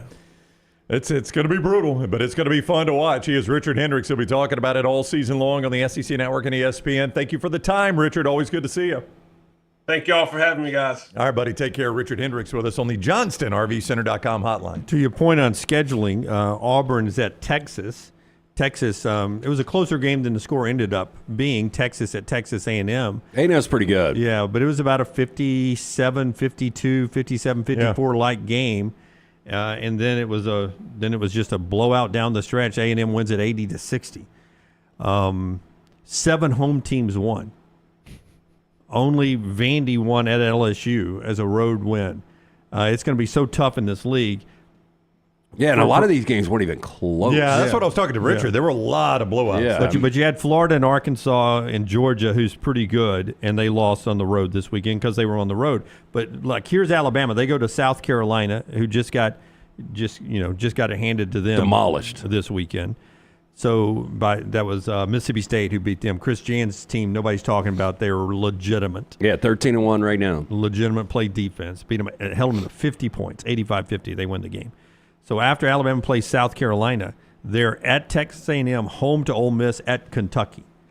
And he's talking about the final 9 games, how tough they are. What about those 3 right there? They're all tough. I mean, that's the thing. You can find maybe a small breather stretch on anybody's schedule, but for the most part, you're playing 5 straight games against top 25 teams. I do like the way Auburn, everybody gets tough. I think 13, everyone seems to have double-digit quad 1 games, at least as it was going in on the schedule. Most have 11, 12, 13. But Auburn, after the win, they're now at South Carolina. They host Mississippi State. They're at Texas. They host Mississippi State, and then they're at Georgia. That's what's coming up. Yeah. I mean, as far as SEC terms go, that's pretty good. Yeah. Texas, South Carolina, Mississippi State, Georgia. That's about as – I'm not going to say it's as easy as you can get it, but I guarantee you if you look at everybody's schedule stretches, that's one of the better 4-game stretches you could find. Hey, I don't think Auburn's going to be an underdog until they play in Tuscaloosa in February. So they'll go all January being a favorite. Yeah, I think so. I mean, best team in the nation right now. So yeah, I mean, they're going to be favored definitely on that stretch you guys talked about. Then they host Tennessee. They're definitely going to be favored there. At LSU, at Ole Miss, at Oklahoma at home, Florida at home, at Vanderbilt, and then at Alabama. I think that'll be the first time. Yeah, I think Florida's Elite 8 good. They lost on Saturday on the road at Kentucky. Mm-hmm. What do they get? They get to come home on Tuesday night and play Tennessee. Yeah, actually, Auburn will only be a dog maybe 3 times all year. And then after that, Brownie, they get to go on the road and play now a desperate Arkansas team in Arkansas, in Fayetteville. Yeah. It's the SEC this year. Absolutely insanity. Show brought to you by our friends at Hemphill. Hemphill Services, they bring you the lock, lanceslock.com, for plays today and every day. We're going to get some lines after you tell us about Hemphill from our friends at MyBookie. Had Hemphill come out about 3 weeks ago to my house. They came out to my ex-mother-in-law's, my ex-wife's house this past week. Just great guys. They are ready to make sure with this weather. I guess the weather is really going to drop tonight. Is that right? It's pretty cold out there right now. Yeah, the high today was just after midnight when it was 61 degrees. Yeah, straight down from there. Straight down to there. It's going to be 30-something when we leave work today. And then we're locked into that through Friday at least. Hey, right? look, it's going to get into the 40s. Are we going to get any snow? No, we had some flurries this morning on the drive. Yeah, I had some flurries coming in. The latest forecast I've seen, they're kind of backing off on the snow in central Alabama now, but it's going to be close. Look, if you have any heating issues at all, you need to make sure your unit is keeping up with this changing weather. Our friends at Hemphill Services, they are the name that Birmingham has trusted since 1954 for all of your plumbing, heating, and cooling issues. Whether it's in your home or business, they're ready to serve you. 205-229-2090. Tell them the next round sent you. Hard to stop a train. For more information, hemphillservices.com. One more note on Alabama. That was their biggest win ever over a top 15 team. They were the highest scoring team in the country Saturday. I mean, 107 points probably indicates that. There was one other team, I think it was New Jersey Technical or something, that scored, Institute of Technology, NJIT, that scored 107. Yeah, they put the end of the bench walk-on in at 2:30 to go in that game. Yeah, I saw a weird stat during the game that Alabama was the first team to score 100-plus against a team that was 13-0 or better. That's a weird stat. Yeah, since I don't know, a long time. But that Oklahoma team, I think a quad 1 win right now. By the time we get to March, I think that'll end up being a quad 2 win. Well, and Porter Moser, man, this is year 4. He is yet to be to an NCAA tournament. We know the magic he created at Loyola. But, man, he needs to win. He's got some talent, though. They can score. Yeah, I don't know if you guys remember Eddie Radosevich when he was on the show. We were talking football with Eddie. He covers all things Oklahoma, and he even said that. Like, Porter came into the season on the hot seat, and then he got off to this great start. Yeah, remember he talked about he got a standing ovation in the restaurant. In the bar, walking in. And nobody was focused on football. Nobody's focused on Venables. It was all about Oklahoma basketball. Well, to your point, Dunaway, they are now 45th in the net. Oklahoma's at 13-1. Yeah. They're 45th in the net. Yeah. So that will cling to a quad 1, maybe. Yeah. Probably not. Probably not. You just hope it doesn't go to a quad 3. Yeah, I don't think it'll be that bad. Yeah. Oklahoma, all they get now after getting blasted on the road, they get a home game with Texas A&M, who doesn't let you breathe defensively. So out of the frying pan into the fire. How many vests do you think Buzz has? Would you put it at over 15? No, I think he's got to throw them away. I think he sweats right through them. He does sweat through them. Yeah. I hope he rents the runway. With EG? Like EG does. Just wear it once, send it back to them, let them clean it, pull out another one there. All right. MyBookie.ag bring you the betting lines. Let's go first with Thursday and Friday's college football semifinal games. Remember, basketball lines don't usually come out until game day or really late at night, so we don't have Auburn. We don't have Alabama yet. But Thursday, Notre Dame, Penn State, Friday, Ohio State, Texas, and then the playoff games in the NFL. So right now, you've had some minor movement actually in both games from where they open. Now, minor is going to be a key word there. Notre Dame, a 2-point favorite. Lance, correct me, I think that opened at 1.5, right? It did, So yep. that's only moved up half a point. Ohio State now a 5-point favorite, so that has moved down just a little bit. I mean, we've seen that as high as 7, have we not? Yeah, and I think what you're going to see is a lot of money on the favorites just based on how the favorites have been covering. Oh, really? Yeah, so I think people will play Notre Dame and they'll play Ohio State. Okay, so that's where you can get those games right now. As I say that, Ohio State just click back up to 6 right there at mybookie.ag. It was down to 5.5. Okay, and remind me, I think I'm right about this. Notre Dame, Penn State's the Orange Bowl in Miami. And it is. Ohio State, Texas is the Cotton Bowl in Arlington. Thursday and Friday. That is correct. What do you want? You want the NFL? The NFL wild card weekend. The wild card weekend. Yep. Coming up in the NFL, I'll just go in order of the games here. Chargers, a 3-point favorite at Houston. The Ravens, a 9.5-point favorite over the Steelers. Big number. That is a big number. Can't make it big enough. No, it's the biggest one of the first weekend. Bills, a 9-point favorite at home over Denver early Sunday. The midday Sunday game. The Eagles, a 5.5-point favorite over the Packers.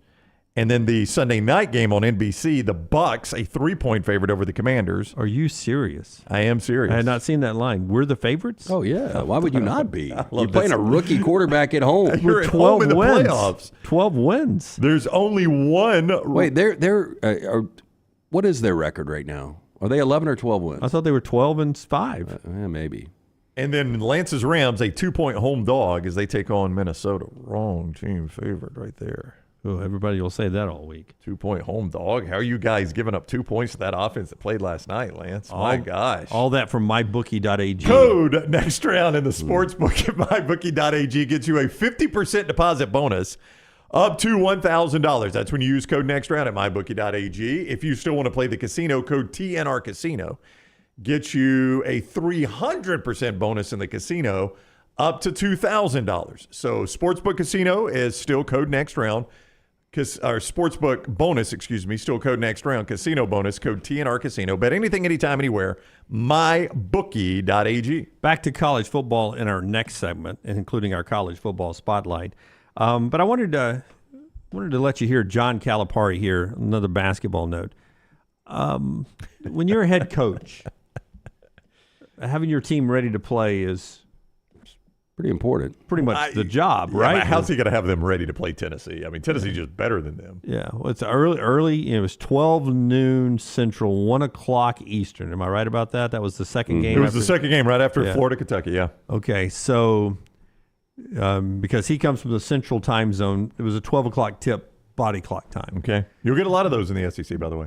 John Calipari. He never says he made the mistake.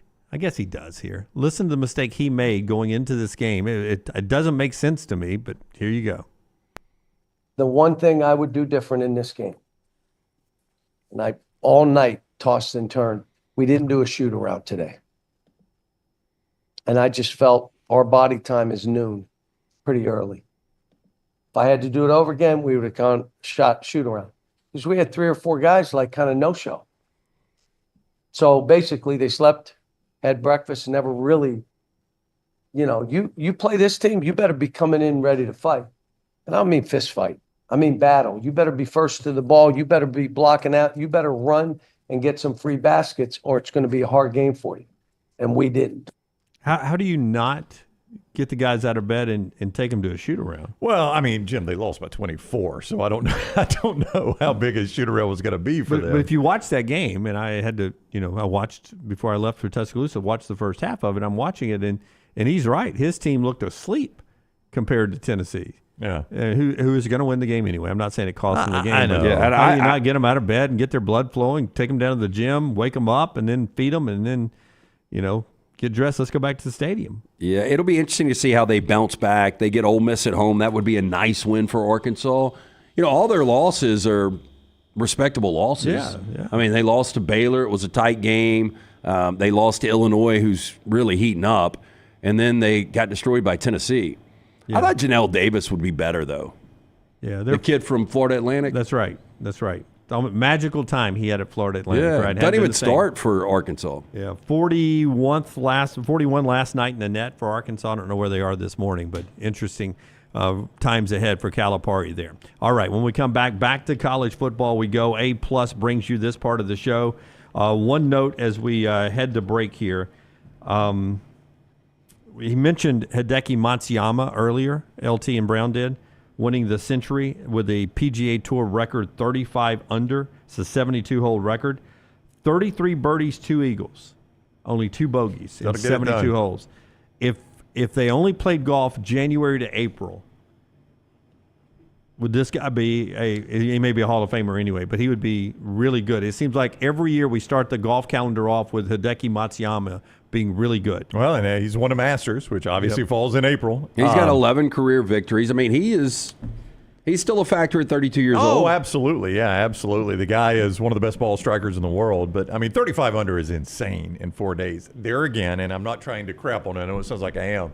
That is a resort course. I mean, they're hitting it on runways. But let me ask you this. How many, club pros can go out by themselves, play 4 rounds, and have a 35 under at their course? I mean, that's tough to do. No, it is hard to do, especially when you add the pressure. And I know this is. What did you say, 33 birdies? 33 birdies, 2 eagles. So let's just say we took our buddy Hideki Matsuyama out to our sponsor, Bent Brook, one of our great sponsors. Oh, my God. Boy, he would slay it. I mean, Jim, I don't know that you can set the number low enough. I mean, how many rounds would it take for him to lose a ball? I don't even lose balls at Bent Brook. Come on. Yeah. Come on. That was like when Smiley Kaufman and those guys were in town, Ricky Fowler, Jordan Spieth, and they went and played Highland Park. I mean, God only knows what it took to win that match. You think what is the par 4 that everybody can drive? Oh yeah, everybody. There were probably 6 out there they could drive. Yeah, right? they were probably using a 5-iron on that. It's number 1, right? Yeah. Is it number 1? Yeah. Well, it's number 1 is the one. It's actually a fun course. I love playing Highland Park. It's a blast. But I don't know what a PGA Tour player. God only knows what number it took to win that match. May not even get the driver out. So are you shut down on golf for a couple of weeks? You ain't playing this week. I played on, was it Friday? I played on Friday, and it was cold. Yeah. Cold. Oh, go out there now. Yeah, it's hard to swing. And that was sunny and 54, I think. Yeah, just the wind got you there. How do you talk people into playing in that cold? They talked me into it. I used to have a 60-degree rule. I can play in the 50s. The wind is what gets you in the 50s. Thought it was but so once windy. it gets below the 50s. They got a big flag out at Bent Brook, Mm-hmm. and it was, I mean, it's a big, like a car dealership flag, and it was straight out. Have you guys in all your rounds, and I know you've played more than Dunaway, have you ever played where it started to snow? Oh, Lord, no. No. Now, I have played where one of these systems comes through, and I remember this the other day because I saw a video of a guy hitting off a frozen lake. I've actually played when behind a system the lakes were still frozen, which actually can be helpful if you hit a bad shot. Yeah, it'll go and roll a long way, right? It'll roll a long way, yeah. A+ Tile, A+ Bath and Kitchen. A+bathandkitchen.com is the website. And when it came time to redo the master bath in the Brown house, my wife, Jennifer Brown, scoured the internet looking for the right person for the job. Brad Bell was that guy, A+ Bath and Kitchen. She got him to come out and quote the job, and I am so glad they did it because his crews are fantastic. They were on time. They worked hard.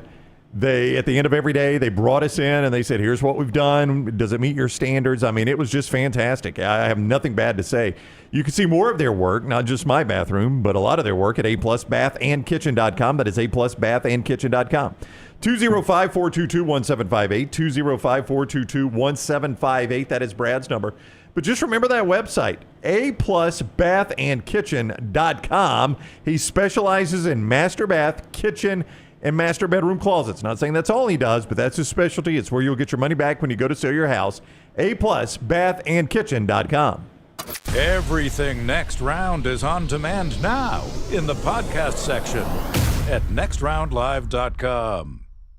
Looking for a great place for that boring meeting? Leave the office and go to the Golfus. What about corporate events like board meetings, sales meetings, customer appreciation events? How about the Golfus? Watch parties for football and basketball, parties for birthdays or couple showers. The Golfus is a great place for those. The Golfus has Birmingham's best golf simulators and man caves in Vestavia on Highway 31, opening soon in Trussville and on Highway 280. Bring whatever you want to eat or drink, even bring your own clubs. Get out of the office. Go to the Golfus. Book your spot now at thegolfus.com. This hour of The Next Round is presented by the Birmingham Racecourse Casino, now featuring 7 days of giveaways with your chance to win a share of up to $125,000. The more you visit the Birmingham Racecourse Casino, the more chances you have to win. The beauty of the holiday is at the center of your table with the New York Butcher Shop. Their selection of USDA certified Angus prime rib roast, beef tenderloins, and fillets, as well as premium pork and lamb cuts, are the finest selections available in the market and are hand-cut just the way you want. With side dishes handmade by their professional chefs, your holiday meal is complete. Visit one of their 2 locations today, in Cahaba Heights or off Highway 119 in Greystone. Place your order today. The New York Butcher Shop. Rare quality, well-done service. Man, I love a good meal. I'm Jim Dunaway. A good meal is what you get with my friend Sterling at Champy's Chicken on Highway 119 in Alabaster. We're talking great southern fried chicken, wonderful sides, hand-cut chicken fingers, po' boys, and those Mississippi Delta recipe tamales. You got a perfect menu for everybody. Champy's Chicken is perfect for watching the big game, or taking a meal to the lake house, down to the coast, or stay in the restaurant and dine in a great atmosphere. It's all made fresh to order right there on 119 in Alabaster, Champy's Chicken. Twin Peaks is the best in the game. Here, you're in the red zone for every college rivalry and divisional matchup all season long. I mean, where else are the scenic views as good as your view of the game? Only at Twin Peaks, the #1 sports bar. Hey, there's nothing worse than waking up to a plumbing problem. Don't get caught in a flooded house. Call the guys at Hemp Hill Services. Adam, Chad, and the team at Hemp Hill are the only ones I trust to fix it and fix it right the first time. Hemp Hill Services does it right and always at a fair price. For all of your plumbing, cooling, and heating needs, trust the name that Birmingham has trusted since 1954. That is Hemp Hill Services. Call now, 205-229-2090. That's 205-229-2090. From the creators of The Next Round comes 2 new sites, covercrimson.com and thebarnauburn.com. 2 team sites with the same excitement and information-driven content that you get every day on The Next Round. Live daily shows, recorded shows, free of charge, plus premium content with insider information starting at just $1. And it's the perfect gift for the Alabama or Auburn fan in your family. CoverCrimson.com or thebarnauburn.com. Sign up today. Follow Next Round Live on Twitter, Instagram, Facebook, and YouTube. The social media team at Next Round Live is dedicated to giving you daily news conferences and practice video from UAB, Alabama, Auburn, and around college football. Follow and compare to the sites you used to visit. You'll also get the latest highlights and news from the Next Round Daily Show. Turn on the notifications so you don't miss a thing. Next Round Live on Twitter, Instagram, Facebook, and YouTube. See more at nextroundlive.com. By now, you guys know how I feel about my fashion. However, did you know that I care about your fashion choices? Cargo shorts are out, flip-flops are only appropriate on the boat, and please throw away that stained t-shirt from college. You may be thinking, EG, that's all I own. What do I do? Here's what you do. Go to nextround.store and fill your cart with a wardrobe that is approved by me. Stock up on logo t-shirts, hoodies for football season, and hats for every day of the week. Trust me on this one and head over to nextround.store to get stocked up for this season.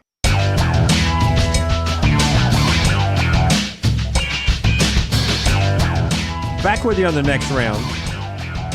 I'm going to start with the good and then to the bad coming out of the break here. Before I tell you about our friends at New Life and we get to 4 downs. Let's go good first. All right.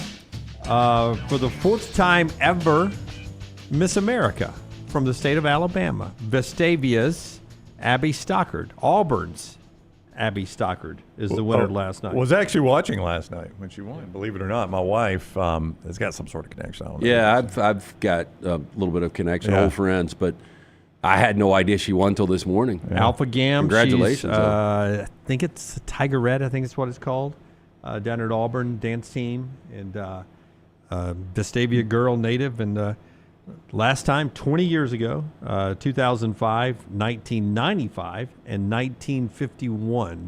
Three times. I can Deidre Downs, 2005, Heather Whitestone, Jack State, baby. And I got no idea on the other one. Me either, from 51. Yeah. It was pre-me. So the night before, by the way, which I do have a family connection here. My family is got a real good connection to this one. Allie Mims was second runner, or was the first runner-up, finished second in the Miss Teen USA. That's right. So we have 1-2. Chelsea girl. That's right. She's a local girl, too. So the city, the Birmingham Metro came out pretty strong in the Miss America this year. Now, my wife hates it. She had it on, and I kept, anytime they would announce a state like in the girl, I was like, oh, SEC. That's a Big Ten. And she's like, would you stop doing that? Who did it come down to? Was it SEC, SEC? The girl last night, it was her and Miss Texas. Okay, SEC. And then you're counting Texas today. Texas A&M. We've had A&M. Yeah. The Miss Teen, it was Alabama versus, it was another SEC state, but I can't remember which state it was. And here's the bad. I mean, you can't say, how do you say, is it Kim Mulkey, right, at LSU? You can't say she can't coach. No, Lord, you can't say that. She You're won an idiot to say a that. title at Baylor, won a title at LSU, and she dresses like she's, used to be on the Porter Wagner show or something, hee-haw, whatever. She sings like dresses like she's a country music star. Worst outfit she's ever worn. Before you show it. Whoa, that's a bold statement. That's a bold statement. Worst Forrester, can I get Forrester's microphone, please? Forrester, before we unveil it, worst outfit Kim Mulkey's ever worn. So I'm almost to the point where she actually, I saw a documentary over the weekend, and there was some Elton John in the documentary. And it's almost like she buys his used outfits that he's performed in. I've said that and thought that before, that it's basically she is buying his old stuff off layaway. I mean, it's all sequenced. Well, it's the line, and I can't remember who to credit now, but it's one of the greatest lines ever about Dan Hurley. Dan Hurley is just Kim Mulkey without the Elton John wardrobe. Yes. I mean, which is amazing. This, Forrester, worst outfit you've seen her in? This is among the worst outfits I've ever seen a basketball coach wear. Okay. Oh, it's got to. First of all, she's going to be the top 5 on her own until Cam Newton inherits a basketball team. And Bob Huggins on the other end of the spectrum, right? Yeah, he just doesn't give a shit. He looks sloppy. Sweats if he wanted to. Yeah. Here's Kim Mulkey. So is that a basketball net on her? It is actually a net coming out of the sweater that has a rim on it. But do you have a from behind look? That's awkward question. I can get one. Yeah. But this is like the ugly Christmas sweater basketball edition. Okay. But the netting is a real net. Does the netting go all the way around, or is it just on her stomach? It goes all the way around. Okay, so it's all the way around her body, like a skirt, maybe, or yes, it's like. Well, this is bad. Yeah, that's bad. I don't think I would wear that for a ugly Christmas. Yeah. I think they were called flappers back in the 20s, the first 20s that I wasn't alive for. Yeah, where they had those little tassel things that when they dance. Yeah. So those are flappers. Yeah. So that is giving you the little tassel action there. Yeah. She might have been around for that. Yeah. It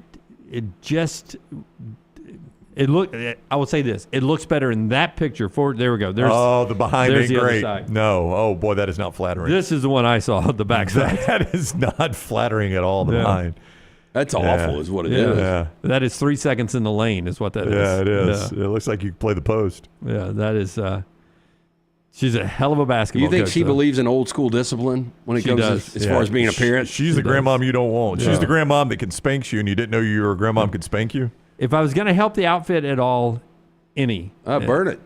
I would say move the rim down to where it's like a belt. Yeah, I'm with you on that. The rim that hits in a weird spot. Yeah. That's not helping the figure. No. I mean, do we not know the backstory? Did she lose a bet? Yeah, or like did her grandkid make it? That's what I was gonna say, a blind kid, his first job sewing. Yeah, normally what happens here, Scott, is a kid's died of cancer and he's asked her to wear this, and now we're going to feel awful. That's normally what happens when we do this kind of stuff on the show. It's still ugly. Oh, it's still ugly. Yeah, I wouldn't have worn it. It was a Make-A-Wish or something. Yeah. That was pretty bad. Flappers, correct? Yeah, I've got some flapper girls pulled up over here. No, I see what you're saying about that, Jim. Yeah, I don't think Kim Mulkey was ever going to be a flapper girl. No, again, might have been there. You know, I'm gonna paint with a broad brush here. The flapper girls look like they were fun to hang out with. I think they were. If I was alive in the 20s and could dodge Capone's bullets and had food to eat during the Depression, I think I'd like to hang out with these girls. They all smoked, and if they smoked, they poke, right? They smoke. They did in the 20s. Here and there. I mean, every one of them. They smoked those big old long cigarettes, didn't they? Didn't they have the long thing? Very cosmopolitan. Yeah, fun Yeah, the girls. one on the far right, second row, she's smoking that long thing. They drank well, too. Like, they handled their liquor really well. Well, but they correct? had to hide it, though. That was during Prohibition, right? Yeah. Yeah, they partied back then. I think flappers wasn't just about what they wore. I do think there was some character reference in there, too. Yeah. I'm not saying the word means it. I'm just saying I think if you were a flapper, you didn't just wear crazy dresses. Well, there's history.com. Go down, Tyler. It's got the definition for what a flapper was. Flappers were a subculture of young women in the 1920s who were known for their rebellious and independent attitudes. Oh. See, it had less to do with the dresses and more about the attitude. We're getting that 100 years later again. Yeah, welcome back to the 20s. Yeah, they bobbed their hair, wore short skirts, and evening dresses with fringe and beaded tassels. Hey, tell me about their freedom, Brown. Look at the behavior. Flappers were known for smoking cigarettes, drinking alcohol, and dancing the Charleston and Jazz Club. They also drove automobiles and treated sex casual. Yeah, I think Lance was right about that. They were a symbol of youth and rebellion in the 20s, pushed barriers, no economic, political, and sexual freedom for women. Yeah. Thank you, I'm Flappers. sorry, they had economic. This is why Jay Gatsby had all these parties. Oh yeah, he had nothing but flappers. That was there, right? really, yeah. Who are you inviting tonight? A bunch of flappers? A bunch of flappers. That's our great American history lesson today. Thank you to the Flappers and those that have come from them today. Our show being brought to you by our friends at New Life Art. New Life Art, they can get you the greatest in sports memorabilia painted by our great friend Daniel A. Moore. That includes the Legend, his latest piece right there. The Legend, which celebrates 6 national championships in Tuscaloosa for Nick Saban. Also, that 2025 calendar. It's only January 6th. Still got time to get that. And a lot more. DanielMooreArt.com. DanielMooreArt.com. Check out everything they have to offer that Daniel A. Moore's ever painted in his museum there, DanielMooreArt.com. All right, back to football. Back to college football, where we get ready for the games coming up this weekend, Thursday and Friday. And let's go to cut number 6, Ryan Day. He gets asked about being doubted after the Michigan loss to now being the favorites to win the national championship. It has been a head-spinning turn for Ryan Day. Here's how Ryan Day responds to that question.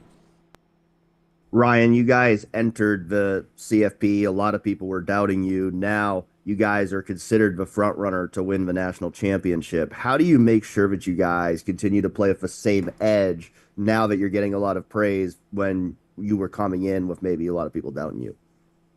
Yeah, I mentioned it to the team the other day. Same guys in a room as was there a month ago, and nothing that's happened in the past or really the noise that's around the building has anything to do with our preparation and our focus and our process. We're just going to focus on the execution and making sure that, we're preparing ourselves as best as we possibly can to go play this game against these guys on Friday night. And that's it.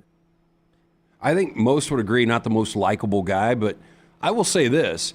If they win their next 2 games, he all of a sudden is going to be 6-6 versus top 5s. We said he couldn't win these big games. I know. But, outside of Nick Saban, 6-6 against top 5 is a pretty damn good record, right? Most people are 500 or below. Yeah, he's 4-6 right now, but he's going to play number 3 Texas. He's favored, and then he will play number 4 or number 5. So if he does win this thing, he's going to be going into next year with a national championship and 6-6 against top 5. So the narrative completely changes outside of the kryptonite, which is Michigan. Yeah. I just the biggest challenge, they have played 2 phenomenal football games. And the biggest challenge is to keep that going for 4 games over different rest times, the different schedule than you normally have, right? This is such a new schedule to them. You're normally not doing this in January. You're playing on when did they play? I've lost all track of days. They played like on a Wednesday. Now you play again on a Friday. It's just kind of weird scheduling, right? And to keep all of that going and keep your level of play when your practice and your preparation is completely new to your team, that is his big challenge. Well, I've said it all year. To me, their defense is dominant, and that's how they've been winning football games, and that's why they're in this situation.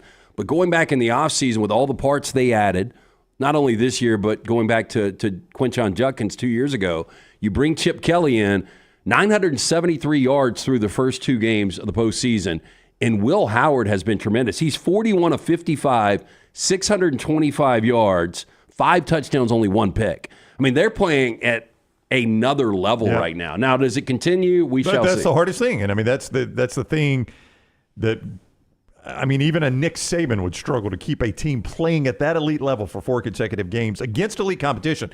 You're not doing it against Mercer. You're doing it, in theory, against some of the best 12 teams we had in college football. So you got year. Wisner and Blue coming in this game, and you look at what they've done to premier running backs' first 2 games of the playoffs.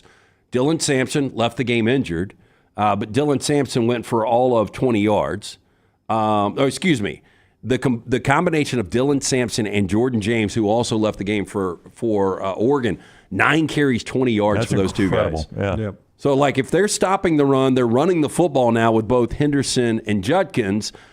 Will Howard's playing at an elite level. I mean, it seems like they're going to win a national championship, but hell, I don't know. Yeah. I've told this story a million times.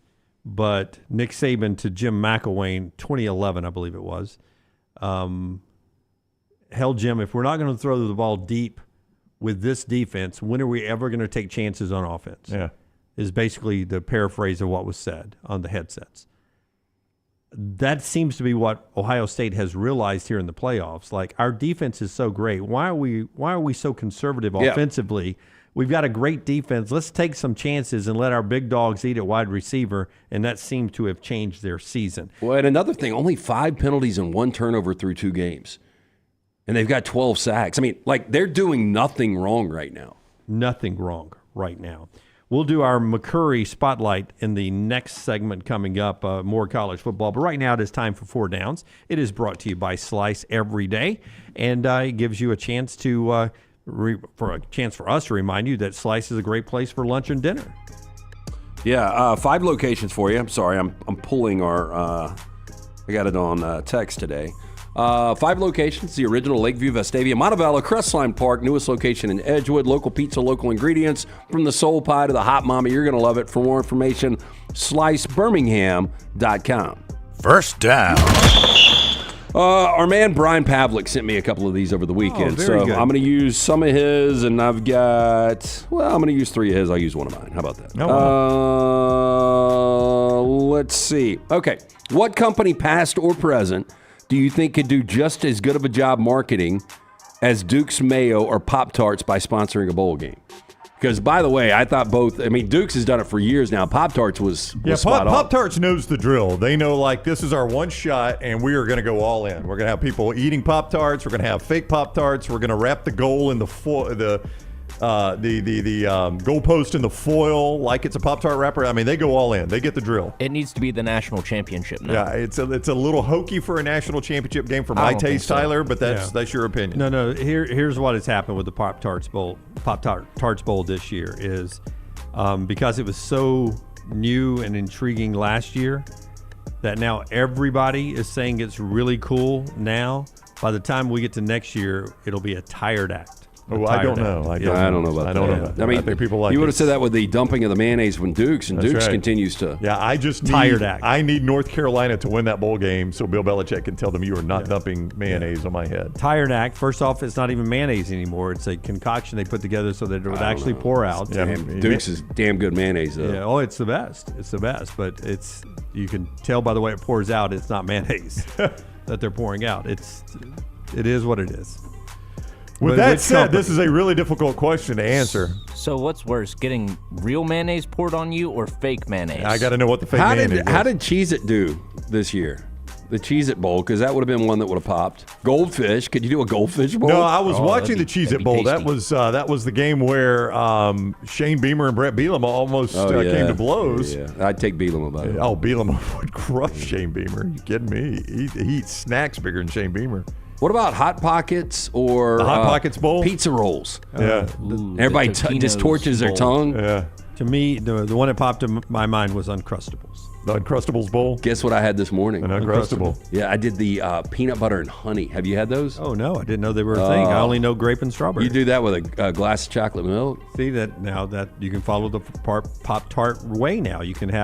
You get to choose which Uncrustable you're eating. Strawberry, grape. And there we go. honey. There's the Dukes. Yeah, the Dukes. That is definitely not mayonnaise. It doesn't pour that easy. What about the Lunchables Bowl? Let me just a lot of varieties there. Let me just show you. The pizza's awful. Let me just show you how advertising works well. As we talk about bowl games, name a brand of weed eater. Oh, Poland, right? Poulan, whatever. Do they even still make weed eaters, Poulan? But why do you know Poulan weed eaters? Because of Shreveport. Because of Shreveport. That's right. Yeah, it's been years though. It's been years. But if I went and bought a weed eater, I'd be like, okay, I'll look at the Poulans first. Yeah. So I don't know if they make them anymore, but they sponsor bowl games. So. Second down. Okay, now that the first season has completed, what's one thing about the SEC being on CBS did you miss this year? The song. About them not being on. The song. That was really the only thing was the song. Oh, no.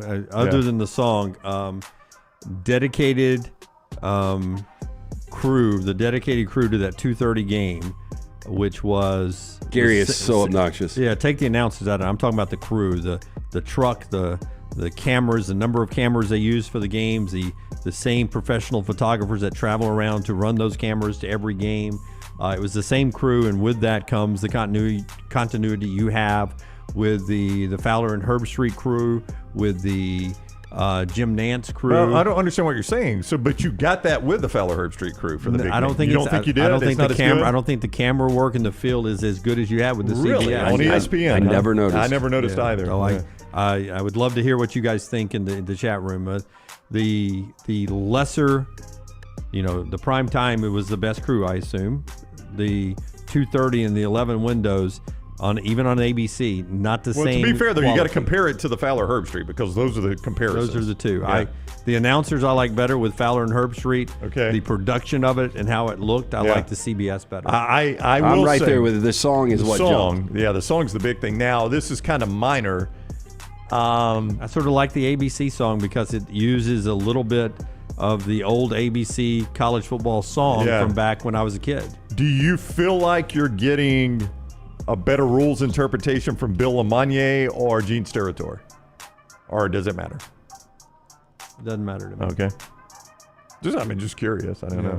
Because Steratore, he's an NFL guy, but I know he knows the rules. But I feel like LeMonnier, guy worked his whole life in college football. Maybe he gets it right.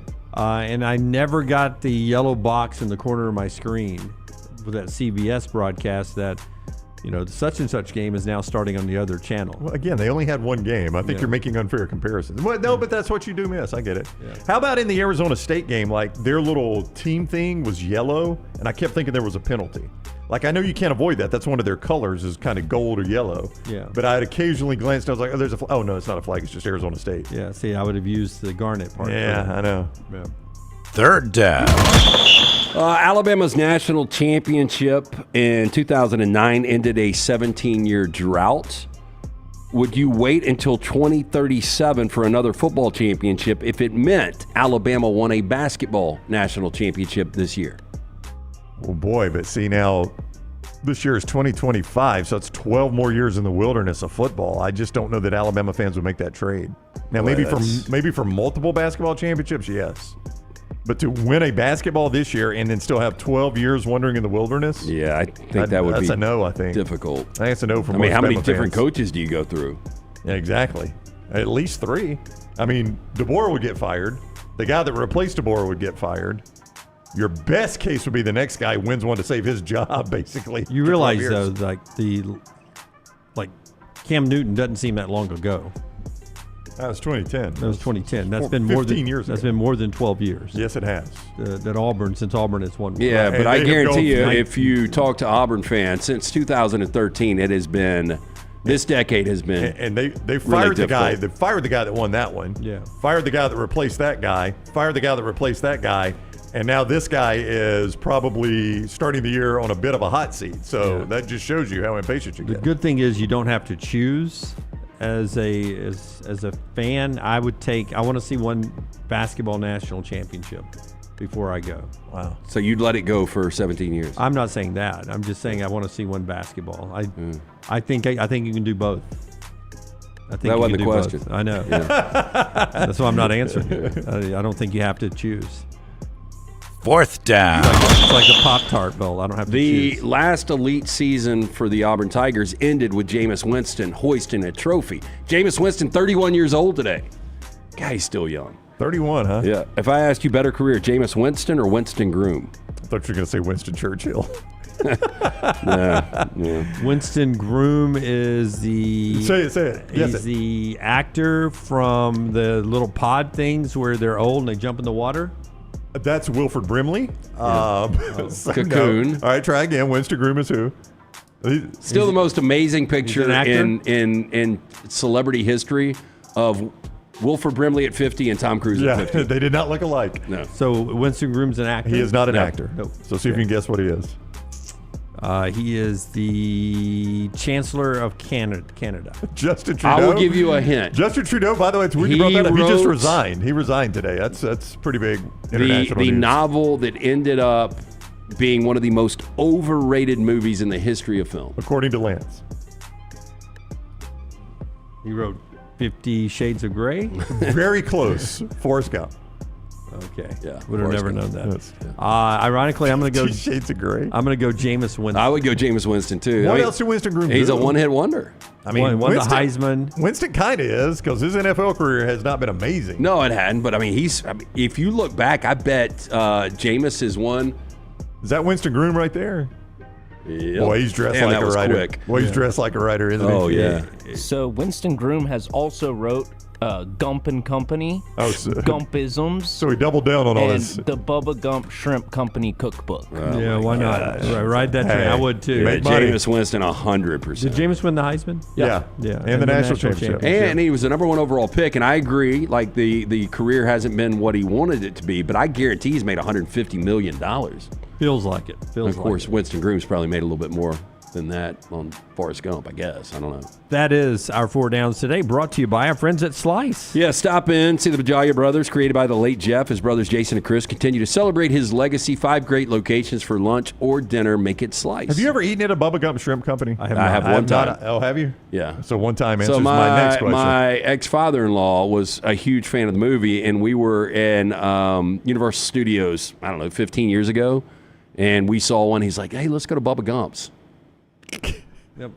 Cracker Barrel, right? With fish? I mean, I don't want to, smear the name of Cracker Barrel. He's had a little consistency over the years. Yeah, good point. I like Cracker Barrel. All right, one more hour to go. This is the next round, brought to you by our friends at Bud Light. Easy to drink, easy to enjoy. Hang in there. Follow Scott Forrester on Twitter at ScottForresterTV. Hey, Lance Taylor from the next round to tell you about one of our favorite places for breakfast, lunch, and dinner. That is Hamburger Heaven since 1982. Hamburger Heaven has been serving Birmingham's best hamburgers, cheeseburgers, French fries, hand-spun milkshakes, and sandwiches made fresh to order. All of their ingredients are fresh and prepared daily. This includes their beef, always fresh, never frozen, hand-pattied each and every day. For breakfast, lunch, or dinner, visit any of the 4 locations, Highway 280, Irondale, Gardendale, and Homewood. This hour of the next round is presented by the Birmingham Racecourse Casino, now featuring 7 days of giveaways with your chance to win a share of up to $125,000. The more you visit the Birmingham Racecourse Casino, the more chances you have to win. The beauty of the holiday is at the center of your table with the New York Butcher Shop. Their selection of USDA certified Angus prime rib roast, beef tenderloins, and fillets, as well as premium pork and lamb cuts, are the finest selections available in the market and are hand-cut just the way you want. With side dishes handmade by their professional chefs, your holiday meal is complete. Visit one of their 2 locations today in Cahaba Heights or off Highway 119 in Greystone. Place your order today. The New York Butcher Shop. Rare quality, well done service. Hey, there's nothing worse than waking up to a plumbing problem. Don't get caught in a flooded house. Call the guys at Hemp Hill Services. Adam, Chad, and the team at Hemp Hill are the only ones I trust to fix it and fix it right the first time. Hemp Hill Services does it right and always at a fair price. For all of your plumbing, cooling, and heating needs, trust the name that Birmingham has trusted since 1954. That is Hemp Hill Services. Call now, 205-229-2090. That's 205-229-2090. Just because you've quit going to the gym, it doesn't mean that you have to quit gym altogether. Done away, that is. With our Next Round podcast, it's open 24/7, 365. You can access gym anytime you'd like. While you may have done away with your treadmill routine, our version of Done Away is standing by ready to get you back to your absolute best. Find all that lovely Jimmy D-led content on Spotify, Apple Podcasts, Google Podcasts, and in the podcast section of nextroundlive.com. This message is sponsored by Jimmy Crypto Inc. and Jimmy Crypto for President. From the creators of The Next Round comes two new sites, covercrimson.com and thebarnauburn.com.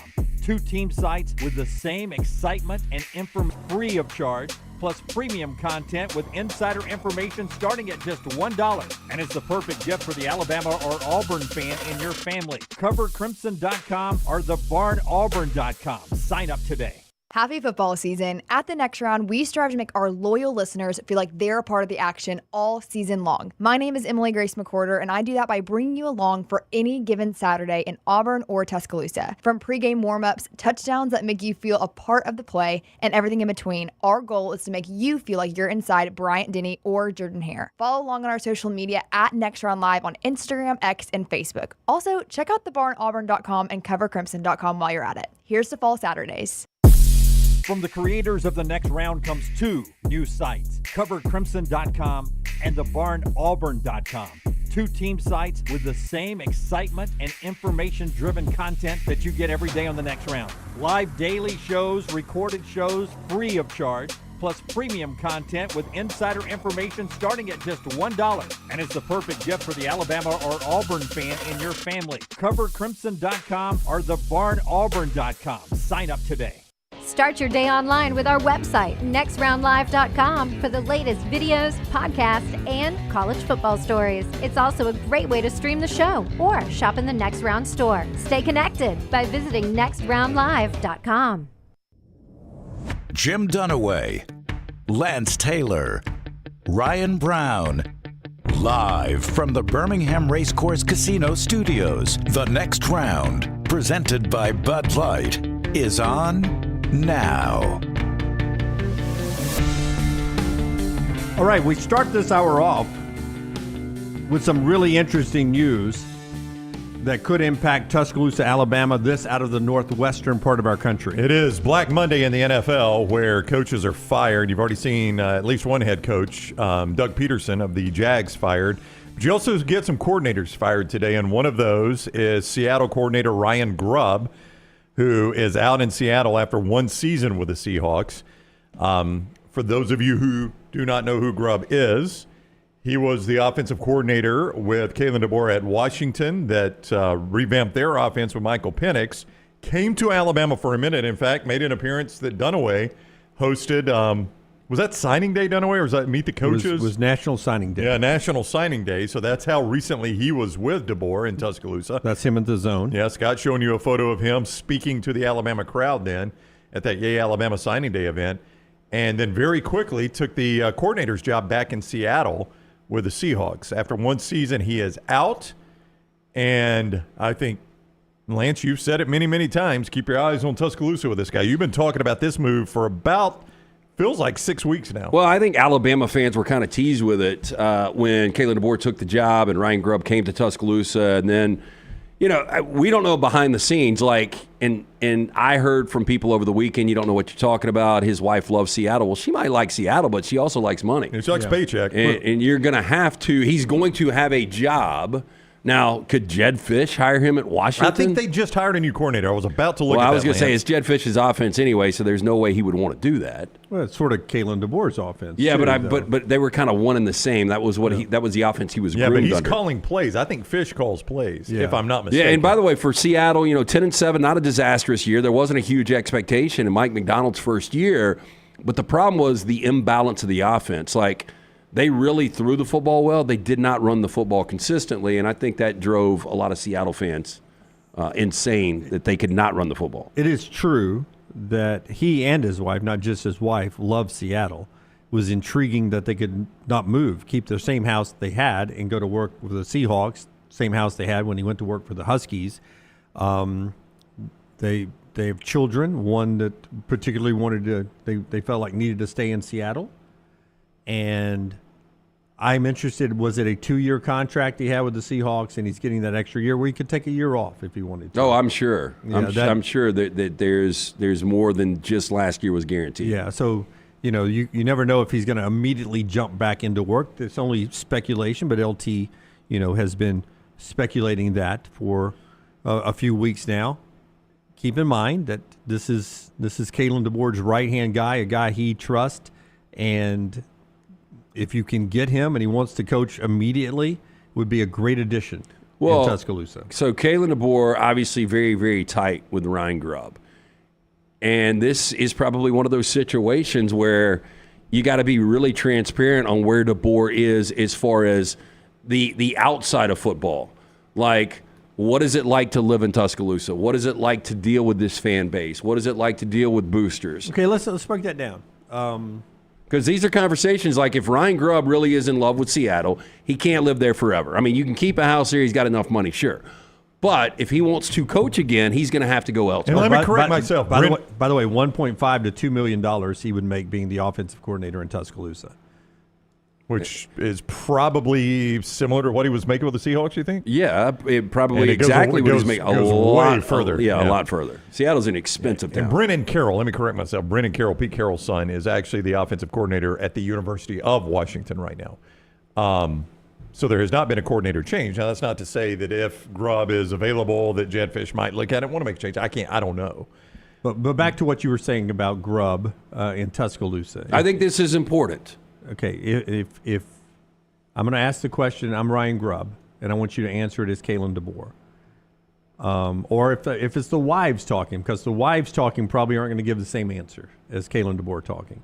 If Mrs. Grubb called up Mrs. DeBoer, do you think she would get a positive review on living in Tuscaloosa, Alabama? I think it's been a difficult year for them. Yeah, I don't know. I think what she would say is, this is night and day from what we experienced in Seattle. Yeah. It's a different animal. It really is. I don't know it for a fact, but the feeling is that Mrs. DeBoer has not enjoyed the fan base as much as Terry Saban did. But she is more insulated than your position coaches' wives who are sitting actually out in the crowd. Yes. And I think Kane Womack's wife, for instance. Yeah, well, I mean, I think if you talk maybe to some of the position coach wives, they've probably heard some things that they didn't hear at Washington and heard some things they didn't hear at Indiana if they were with DeBoer at Indiana or wherever they have come from in all those places or at South Alabama. So, I think if you talk to them, Lance is right. They'd probably tell you it's a different world. But, when you sign up to coach, you kind of sign up for that. So those coaches are cut a little bit different and the wives are cut a little bit different. And to Lance's point, Ryan Grubb is a nice free agent right now. If Ryan Grubb sat out and was trying to be a free agent next year, what's his value? I don't know. Well, do you think he's got any in the NFL, Lance? I don't think right now, no. No, I think that was kind of a fit, like Mike McDonald taking over, these offenses popped. Let's give him a shot at the NFL level. And for those that would say, and I hadn't been able to catch up on the chat room, I don't know if this has even been said in the mybookie.ag chat room, but for those that would say, wow, you're getting a failed NFL coordinator, the guy was really good on the college game. And you just got to understand, man, the NFL, if you get on the wrong side of the roster and the quarterback, you can be the best in the world. And if you've got Geno Smith at quarterback, you're going to be a bit hamstrung. Yeah, 10-7, by the way. That's with Geno Smith at quarterback, that's a pretty good record. So he's been on the West Coast for a long time now. He's 48 years old. His ultimate goal, Ryan Grubb's, is becoming a head coach. Do you know that for sure? I'm pretty sure. Yeah. Okay. I mean, I've heard that. To me, your best path would be going to a Tuscaloosa and winning a championship. That's right. And having a prolific offense like you had in Washington. Because as Seth points out, this is a great point in the mybookie.ag chat room. Steve Sarkisian was a failed NFL offensive coordinator when he came back to Tuscaloosa. That's right. So much so that this is revisionist history with a lot of Alabama fans. I remember when we were on Jocks and that story started to break, people were like, nuts, Sark.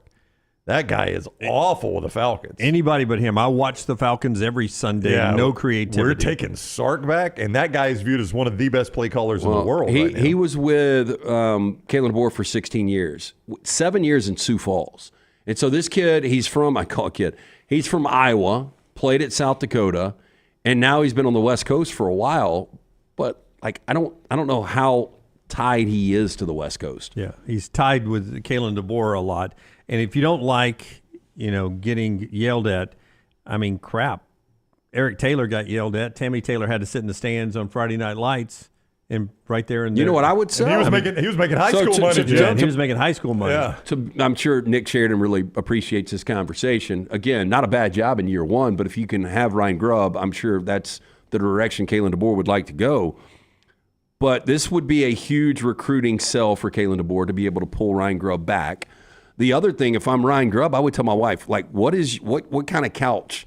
Do you want to go to Restoration Hardware and get like a custom biggest couch you want? You don't have to come to the games. The games are better on TV now anyway, baby. Yeah, stay home and watch it. You can stay home and you can host cocktail parties and you can have all your people over and send them with the DeBoers.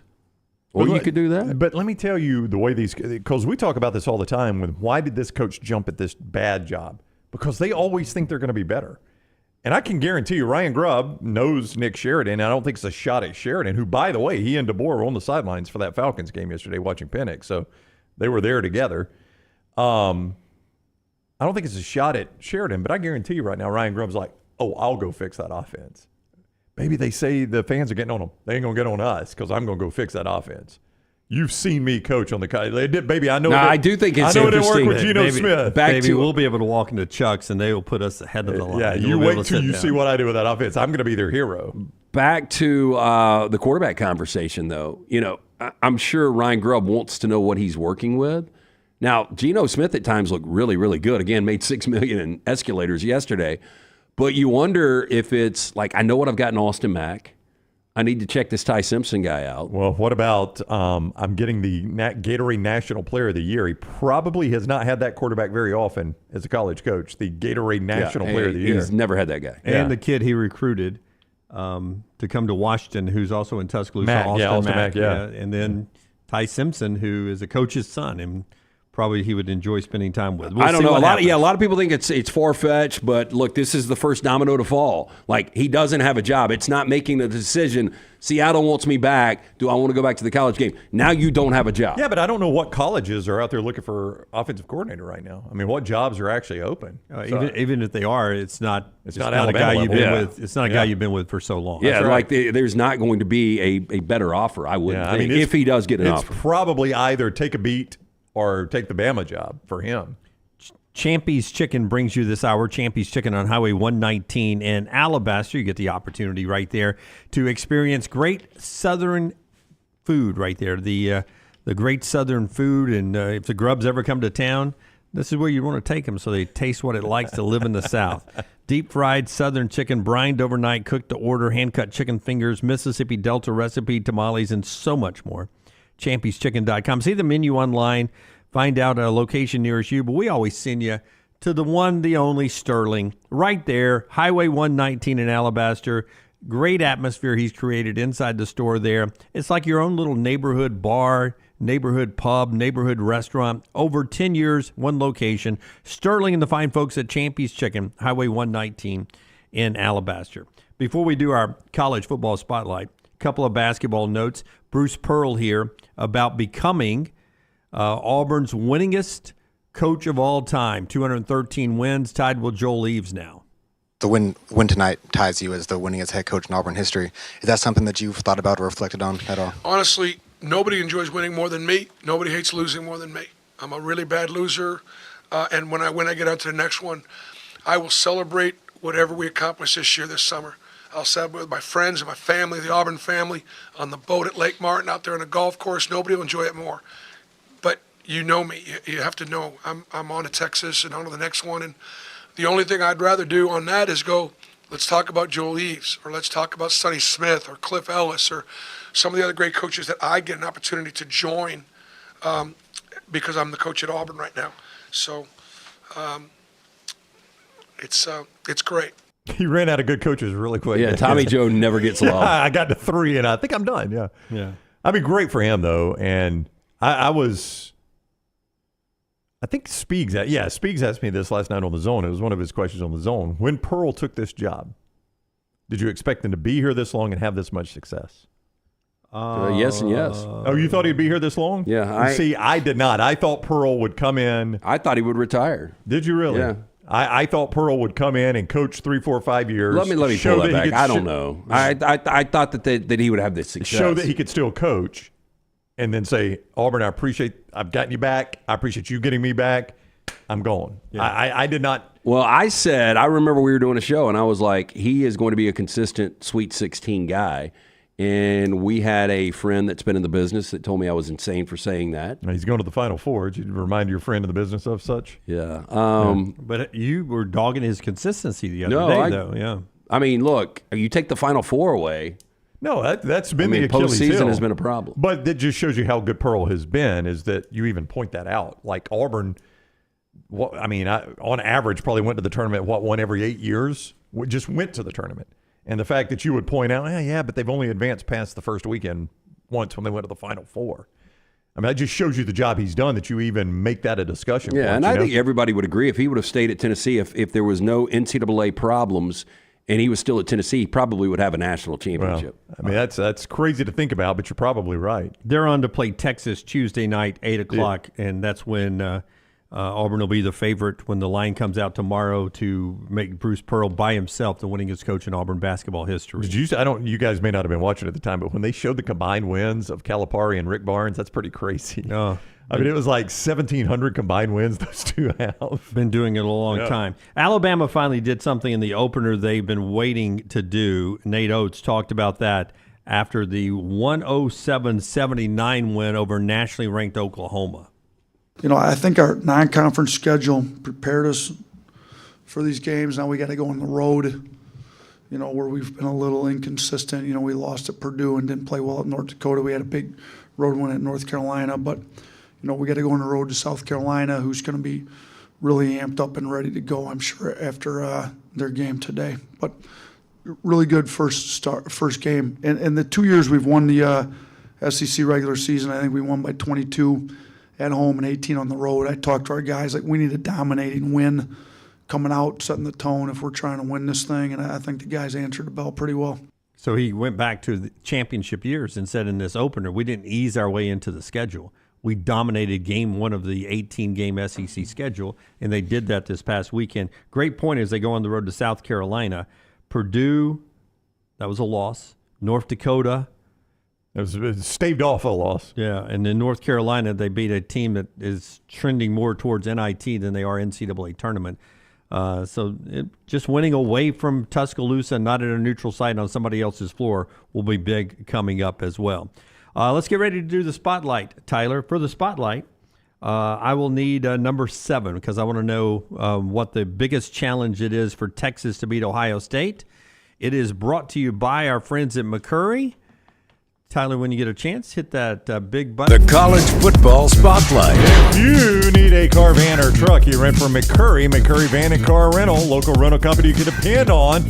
All kinds of trucks, SUVs, passenger vans, easy to rent, in and out fast. Athens, Muscle Shoals, Huntsville, 2nd Avenue Northwest in Coleman, Skyland Boulevard in Tuscaloosa. Reserve that rental today, 256-559-1003. That's 256-559-1003 or McCurryRentals.com. LT touched on it a little bit earlier. Steve Sarkisian gets asked about having to run the football better to beat Ohio State. Do you feel like you're going to have to just lean into the passing game even more? Or do you have to kind of keep forcing it the whole game? I hope not. I hope that we can find balance, and I think that we're more than equipped to do that.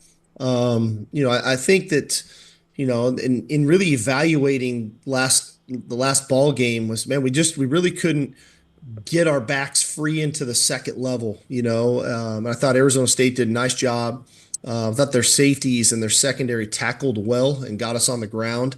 And we didn't get a whole lot of reps to find the rhythm of it. And so everybody's kind of got to take some responsibility of that. But we're at our best when we can run it, and that gives us balance. And so I'm hard pressed not to just kind of walk away from it and abandon it. So we've got to do a great job as a staff of putting together a good plan and make sure that our players can execute it at a high level versus the myriad of looks, especially that Ohio State can give you. Texas have a shot in this game? Yeah, they do. But, I mean, you go back to Clemson, look, and we brought this up. This was the worst run defense Dabo's had in a decade.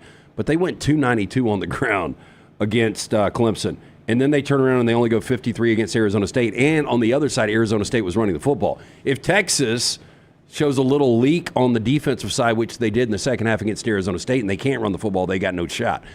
Their path to victory is effectively running the football against Ohio State, and I don't know if they can do it. I think it's well, I shouldn't say it's easy to make this argument. I'll see if you guys agree with me.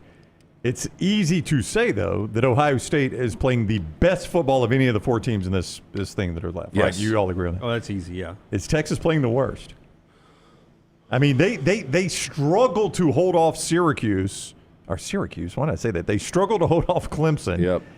And they had to go to overtime to hold off Arizona State. Yeah, see, I can't tell you that because you look at how easy their path has been to get here, and then Penn State's had an easier path. Penn State's had an easier path, but Penn State has taken care of those 2 teams. I mean, to their credit, Boise was never really a game with them, and SMU was never a game with them. If I was doing a power rating, which we do often, it's easier with 4. Yeah. I would go Ohio State, Notre Dame, Texas, Penn State. It's hard to say that about Penn State because you don't know. They haven't been tested, but they have beaten those teams the way they should beat them. And Texas hasn't been tested, and they have not beaten those teams the way that they are supposed to beat them. This is crazy. I think Notre Dame is a better team, and the one factor is James Franklin in these games, but I've got a feeling that Penn State's going to win this game. I cannot believe Penn State is about to play for a national championship. Penn State, Ohio State national championship game, you think? Yeah. I mean, the path to Texas, what? That ends up making my preseason prediction right. 2 Big Ten teams. Oh, there you go. Congrats. Yeah, I'd given up. I mean, if you're Texas, you can't put it all on Quinn Ewers' shoulders. I just don't think that's a path to victory. To Sark's point there, you've got to figure out a way to get Wisner and Blue and all those running backs going against Ohio State, who Lance just gave you the numbers. They have been incredibly stingy. Now, 2 backs have left the game, but still, the numbers are the numbers, Lance. 9 carries, 20 yards. Against 2 really good backs in Jordan James and Dylan Sampson. They have taken the run game away from both Tennessee and Oregon. And then when you throw the football, man, they attack. I mean, 12 sacks through 2 games. And again, on the other side, they're not committing penalties. They're not turning the football over. I wonder, though, is this going to feel like you guys have seen this where you get a team that's hot coming into the NCAA tournament, and then that first weekend in the round of 64 and the round of 32, they just destroy whoever they're playing. Loyola. Yeah. Well, yeah. I mean, I'm just going back to those teams. Okay, so they just destroy whoever they're playing. And then, you've only got a few days off, but that few days off, something changes, and they get in the Sweet 16, and they're just not as good as they were. Oh, well, I'm just using Loyola Marymount. Yeah. But they creep by Alabama they ran to go to the Elite yeah. 8. Yeah, and then they got run off. But sometimes it's just like you're a good team, and then for whatever reason, you get a week off and you're just not the same edge, and you wonder if that will ever happen with Ohio I will State. say this. It would not shock me if any of the 4 teams win a national championship. Yeah. It's the NCAA tournament is 3 tournaments. Yeah.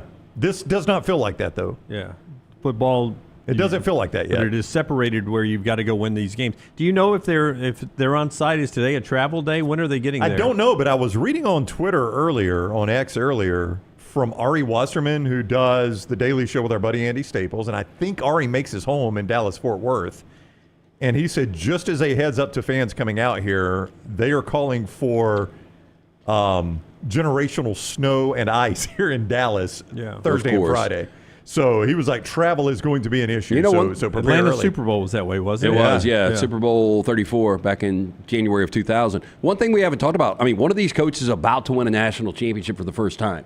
And the narrative of whoever that is completely changes. I mean, obviously Ryan Day was on the hottest of hot seats, but Sark, I mean, for him to completely rehab his image and for where he is, if he's to win a national championship, you would look and say, damn, he's probably got more coming. On the other side, Marcus Freeman is still really, really early in his career. So if he was to win one, you would say the same thing. Damn, he's probably got more coming. And then James Franklin, I don't know about you guys. They were always hovering around top 10 this year. I never thought they had a shot at winning any championship. I did not. Me either. On national championships, a little trivia, more you know fact after LT tells us about our friends at Hemp Hill Services. Generational snow out west. What's it going to mean for us later this week? Make sure you're ready with the heat. Yeah, you want to make sure that heat is ready to make sure everybody is comfortable in your home or business. Our friends at Hemp Hill, they are on standby right now. 205-229-2090. Adam, Chad, Andrew, the guys there. Tell them the next round sent you. For more information, hemphillservices.com. All right. How well do you know your national champions in the poll era since 1936? The 4 teams that are left. Who's got the most national championships? Since what year? Since the poll era began 1936. I would still go Notre Dame. I think Notre Dame claims 7 in that time period. Notre Dame is the correct answer. And I would, 8. And then I would go Ohio State. I think they claim 6. I think Texas claims 5. And I think Penn State claims 3. Ohio State is 6 wanted me and to 2. guess? I was doing one at a time. Okay. Notre Dame, Ohio State, so 8 and 6. Texas with 4. Penn State with 2. So Penn State, I don't remember the second one. Then they beat the Miami team in the desert, and they won one since then. Yeah, they won in '86, and then was it '91? No. 94, they beat Oregon in the Rose like a drum, but I think Nebraska won that one, right? Yeah. That was the Kerry Collins team. You remember that team? Oh, yeah. Yeah, they beat Oregon like a drum in the Rose Bowl. Kajana Carter and Kerry Collins. So, I mean, when you think about when I'm telling you about newlifeart.com all the time, and I would talk about the 6 national championships Nick Saban had in Tuscaloosa in his 17 years. Since 36, 8 for Notre Dame, 6 for Ohio State, 4 for Texas, 2 for Penn State. A little spoiled here in the Deep South. Trash is coming up on the other side. As we said, the show brought to you by our friends at Bud Light, our friends at MyBookie, the promo code Next Round, and Roback.com, promo code TNR20. Get great gear. Holidays are over, but time to buy something for yourself. Whether you got the hoodies, the golf gear, which is fantastic. Some great women's active wear online there as well. Save 20% with the code. There's a QR code for you, or you can just type in when you get to Roback.com. The code TNR20 gets you 20% off TNR20 at Roback.com. Take the next round anywhere you go with official Next Round gear. Buy yours today at nextround.store. Looking for a great place for that boring meeting? Leave the office and go to the Golfus. What about corporate events like board meetings, sales meetings, customer appreciation events? How about the Golfus? Watch parties for football and basketball, parties for birthdays or couple showers. The Golfus is a great place for those. The Golfus has Birmingham's best golf simulators and man caves in Vestavia on Highway 31, opening soon in Trussville and on Highway 280. Bring whatever you want to eat or drink, even bring your own clubs. Get out of the office. Go to the Golfus. Book your spot now at thegolfus.com. Twin Peaks is the best in the game. Here, you're in the red zone for every college rivalry and divisional matchup all season long. I mean, where else are the scenic views as good as your view of the game? Only at Twin Peaks, the #1 sports bar.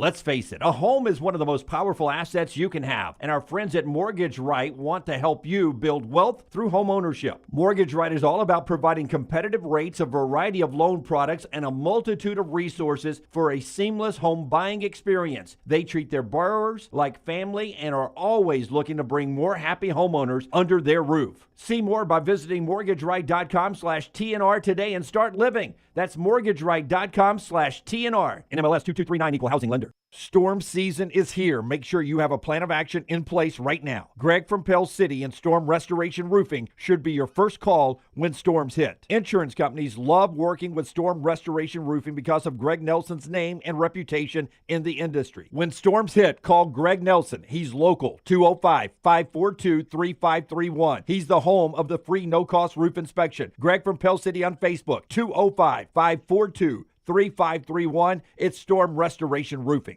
The beauty of the holiday is at the center of your table with the New York Butcher Shop. Their selection of USDA certified Angus prime rib roast, beef tenderloins, and fillets, as well as premium pork and lamb cuts, are the finest selections available in the market and are hand-cut just the way you want. With side dishes handmade by their professional chefs, your holiday meal is complete. Visit one of their 2 locations today in Cahaba Heights or off Highway 119 in Greystone. Place your order today. The New York Butcher Shop. Rare quality, well-done service. This hour of The Next Round is presented by the Birmingham Racecourse Casino, now featuring 7 days of giveaways with your chance to win a share of up to $125,000. The more you visit the Birmingham Racecourse Casino, the more chances you have to win.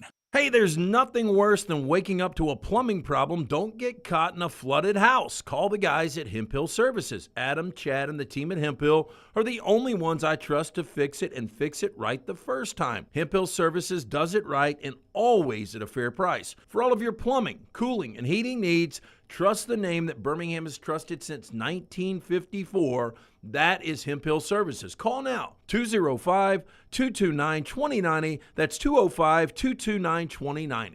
Follow Next Round Live on Twitter, Instagram, Facebook, and YouTube. The social media team at Next Round Live is dedicated to giving you daily news conferences and practice video from UAB, Alabama, Auburn, and around college football. Follow and compare to the sites you used to visit. You'll also get the latest highlights and news from the Next Round Daily Show. Turn on the notifications so you don't miss a thing. Next Round Live on Twitter, Instagram, Facebook, and YouTube. See more at nextroundlive.com. Take TNR on the go with a podcast built for your satisfaction. Miss Hour 1? Find it in podcast form. Miss Hour 2? Stream it now. Miss Hour 3? Download it for later. Miss Hour 4? Well, just know it's never coming back. Listen to TNR wherever you find podcasts.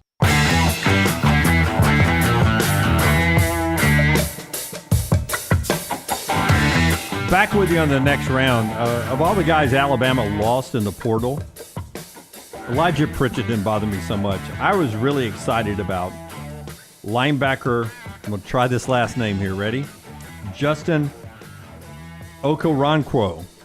I think it's Okoronkwo, but I think you're close enough. We'll let you pass. Okay. From Germany, and I was looking at our buddy Clint Lamb of CoverCrimson.com, and he was saying this morning, like, this is a guy whose development surprised a lot of people. They thought he was a project, and he came in and played a lot better right away than they thought he was going to. It's almost exactly what I was about to say. Were you stealing from Clint, or was that your observation? I was going to say I was listening and watching Clint over the weekend, CoverCrimson.com, and that's why I was bringing it up, was that's the guy that he had me excited about his future, and he's going to be doing it somewhere else now. Show being brought to you by our friends at Champy's World Famous Fried Chicken, champyschicken.com, Highway 119 in Alabaster. Your chance to get by there and get that great Southern fried chicken. Always a wonderful place to swing by and see the customer service. First off, a lot of people there have worked there for a decade. It's been open a decade in one location. You got to be really good in the restaurant industry to be at the same place for 10 years and still pack the house. That's what he does. It's a residency, if you will. He packs the house every night like he's Adele in Vegas. ChampysChicken.com, deep fried chicken, all the wonderful sides, and the Mississippi Delta recipe tamales. It's Sterling and the crew at ChampysChicken.com. Before we get to trash, our thoughts and our prayers to Kirby Smart and his family. Sonny Smart, Kirby's dad, passed away, fell in New Orleans, hip surgery, and died with complications during the hip surgery. Coached a couple places here in Alabama. I think he played at Samford. Am I right about that? Played at Samford. Thumbs up I'm getting from that. And, you just don't go in, think you're going to have hip surgery, and you don't come out of that. So when anybody tells you it's not a serious surgery, it's because they're not the one under the knife. You've always heard that, I don't want to call elderly, but he was in his 70s. But when you have hip surgery at that age, it's a dicey procedure. Yeah, and I know Kirby was really close to him. Coached several places around the state. I know down in the Montgomery area, here in the Birmingham area. Just a football guy and just a good guy. And his passing just touched a lot of people over the weekend. So our thoughts and prayers to Kirby, who is always very, very nice with us, even though sometimes he is very harsh and sarcastic towards us when we ask him to do interviews out at the regions and stuff. It's been a while since he won one, so that's right. Maybe he'll dive back down, right? We'll get him this year. Meanwhile, outside right now, do we have I was joking with Forrester in our local TV days. They would have quickly said, "Hey, can we get a shot of the tower cam? Give me the tower cam real quick and see what's happening out there." And then we'll give Span an extra 2 minutes to talk about what's happening on the tower cam. Forrester, were you able to find anything on the tower cam? Let me, I've got a little activity on 280 here on one of the Al.dot cams. It's not great. Oh, wow. So snow, is that the activity you've got? Yeah, you can see a little precipitation of some sort here. Now, let's see. If you're doing it like Span, this is where we say, all right, this is the Al.dot cam at the intersection of Highway 280 and Corporate Parkway. That's actually looking towards Double Oak Mountain there. You see that in the far range. Is that the way he does it? That is correct, yeah. You nailed it, Dunaway. Yep, that's what you get right there. That's going to be a breakfast place right there and a Dairy Queen to the left there. I've been to that Dairy Queen many times. That's the way he does it, right? That's right. Yeah, and I'll tell you what, if you just go a half mile down there to the left, you'll get Hamburger Heaven, some of the best shakes and burgers you'll ever get ever right there. I guess they've still got the eggnog shake rolling around right now. Yeah. But I don't want you guys to panic now. There's no accumulation, even though there's a stalled cart here. Do you guys, I mean, realistically, if you went to get bread and milk, you think most of it's gone right now? No. Everybody's worried about Thursday and Friday. Yep. I think it'll be going Wednesday, Lance, but not right now. Yeah. Well, if you keep going down that road, you're going to see where Lloyd's used to be. Have y'all? Y'all may not have driven past. They've leveled Lloyd's. Did you know that? I did not know they leveled it. Excited about the future. What's going to be in that little place? Well, that's what I've heard. It's rumors of what's going to be there. I don't know if I'm excited or not, but I know I am, because occasionally they like to advertise. Okay, well, good. Well, I hope they do. Then I am very excited when they advertise. Yes. Hope they bring us this whole show. Yep. It is. It's sad though to see Lloyd's go, man. I ate a lot of good meals at Lloyd's back in the day. But they moved to Sylacauga, but they closed that one down. They closed too, that, and reports were they were going to open a new one here in Birmingham somewhere, but I don't think that's materialized. It's going to be hard to replicate what they had on 280. It's kind of like Lavoie's. When you left Green Springs and you went uppity to Soho, it didn't work out. Yeah, they left that dingy old building that everybody loved, and they went to a nice new building, and everybody's like, yeah, I don't like this one as much. There is something about original location. It had character. Yeah, this is where my dad took me, and it's where his dad took him, and that's right. You just go to those locations because we've been doing it our whole lives. Like I bet you, if Nikki's West built a nice new restaurant out on 280, everybody would be like, you know, it's so funny, man. Not as good. Nikki's South ain't when I think Nikki's West, and when I think Lavoie's, I only think Herb Winches. Yeah. Same thing when I think of what was the electronics place? Long's Electronics. All right, it is trash time, brought to you by Mortgage Right. Tyler has got his finger on the button for a roulette spin of an open. Hey, your old man passed away, right? Oh, wow. No, not yet. Oh, I thought he did. I thought the judge was dead. My brother died. Oh, yeah. Sorry about that. LT's Trash is presented by Mortgage Right. Mortgages done the right way. Technically, do we have to pull that when the judge passes? No, I don't think so. I think the judge would appreciate it. Hey, buying season. Our friends at Mortgage Right here to help. Veteran founded here in Birmingham, offer loans throughout the country. While the area they serve may have grown, their commitment to Birmingham veterans has not changed. Before you take the next steps on a new home purchase or refinance, talk with the team at Mortgage Right. No cost or obligation. Find out what you qualify for. You can get more information. Go to their website, mortgageright.com. Call 205-900-7200, NMLS 2239, Equal Housing Lender. Okay, so arguably one of the greatest television shows in history, Breaking Bad. It is so funny, Tyler, that you sent this last night, because over the weekend we were watching Sopranos, and I was like, I can't even imagine how many people pull up in that cul-de-sac to see the Sopranos house in New Jersey, and then we brought up Breaking Bad. And I was like, I wonder what's more. Well, the Breaking Bad house is now for sale. I bet. You think this helps the value or hurts it? It's got to hurt. For me, it would hurt it. Oh, yeah. They literally had people walking up and throwing pizza on the roof. And if you've seen the series, you know why. Now, they went metal roof now. It looks a lot nicer and renovated from what it was. You've actually got some green grass in Albuquerque, which is hard to do. Yeah. It's got to be sport turf. The home of Walter White, famously featured on Breaking Bad, is now on the market. People magazine has confirmed 4-bedroom, 1-bathroom, 1,900 square foot home located in Albuquerque, just listed. What do you guys think? I'm going to say 4-bedroom, 1-bath. Yeah, see, that sucks right there, man. Yeah. I have to share the 1 bathroom. That's going to hurt your property value. I don't know if Albuquerque, if this is a desirable neighborhood. But he had a pool out back, right? He did. And does this actually have the same pool, or was that just a... it looks like it to the... Oh, there we go, Tyler. Okay. That is the actual pool. So they did all the exterior shots at this house? Okay, small pool. I don't like the big gravel. I'm going to say that is going for $478,000. I think Jim's got it. Okay, so per Zillow, the estimated market value of the suburban ranch-style home is $340,100. But they have listed it for $4 million. Yeah, they're trying to cash in on this. For $4 million? Right? Yeah. They're hoping somebody comes, I'll give you $1 million. Okay, yes. All right. I'm going to take a bath here. The show ended in 2013, but Fans reportedly take pictures outside of the property all day and all night. No one is ever allowed inside. Now, one of the current owners, Joanne Quintana, who grew up in the home with her siblings, recently invited KOB 4 cameras inside for the first time. Now, according to Quintana, her late parents, Fran and Louise, bought the house back in 1973. One random knock at the door in 2006 would lead to their house becoming part of television history. Quote, my mother never answers the door. She did. They introduced themselves, handed her a card, and said, we would like to use your house for a pilot. After the family confirmed the project was a real deal, they granted permission, and filming began 2 weeks later. She went on to say, we were like anybody. It's a once-in-a-lifetime thing. You got to meet the actors, actresses. You got to see how they set up the equipment and what it all takes to go into the process of making TV. Fran often provided cookies for the cast and crew, but Cranston never really got to enjoy them because he had cancer in the show and was losing weight. So he was the one that actually didn't indulge. They said that as many as the average was 300 cars per day that would drive to the property. I would be so pissed if I were their neighbor because I don't get any money out of that.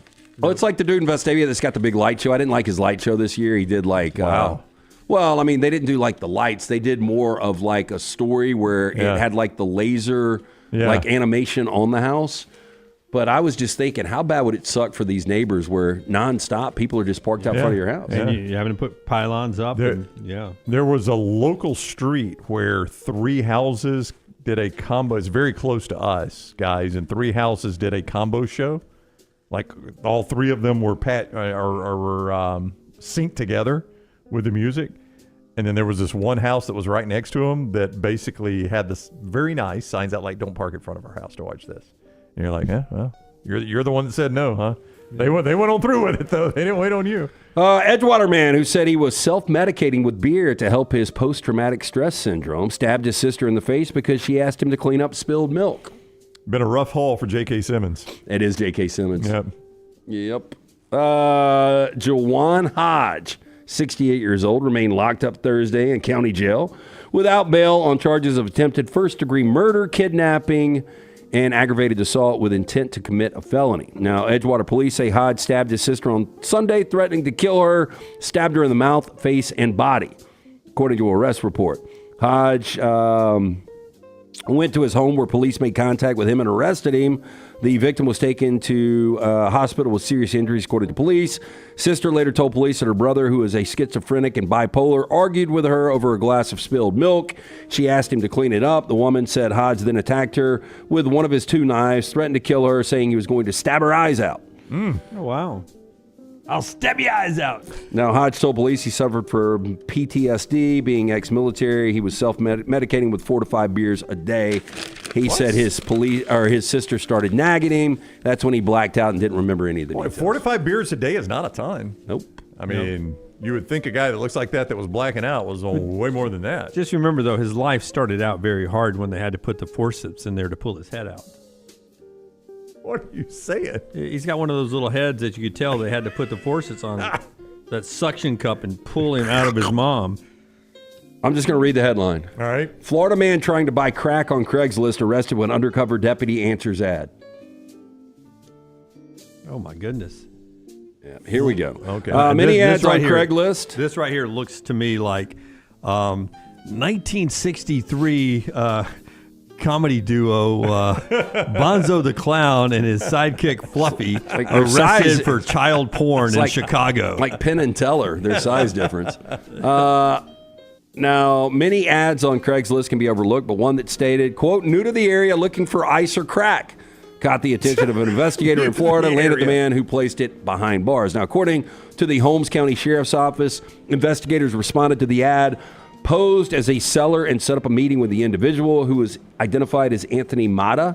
Deputies say Mata negotiated to buy an 8-ball of meth for $80. After finalizing the deal, the investigator met Mata at the agreed location. When the pair exchanged money for drugs, more deputies moved in. Mata was charged with the purchase of meth, unlawful use of a 2-way communication device. Dude, it's BOGO today on the website. It said BOGO. No, like new to the area. Yeah. Oh, you were looking for a good restaurant? No, I need somewhere to buy some hard drugs. I mean, are you not the worst drug dealer ever if you have to wait till somebody contacts you on an internet page? Okay, I can get to you Thursday. Yeah.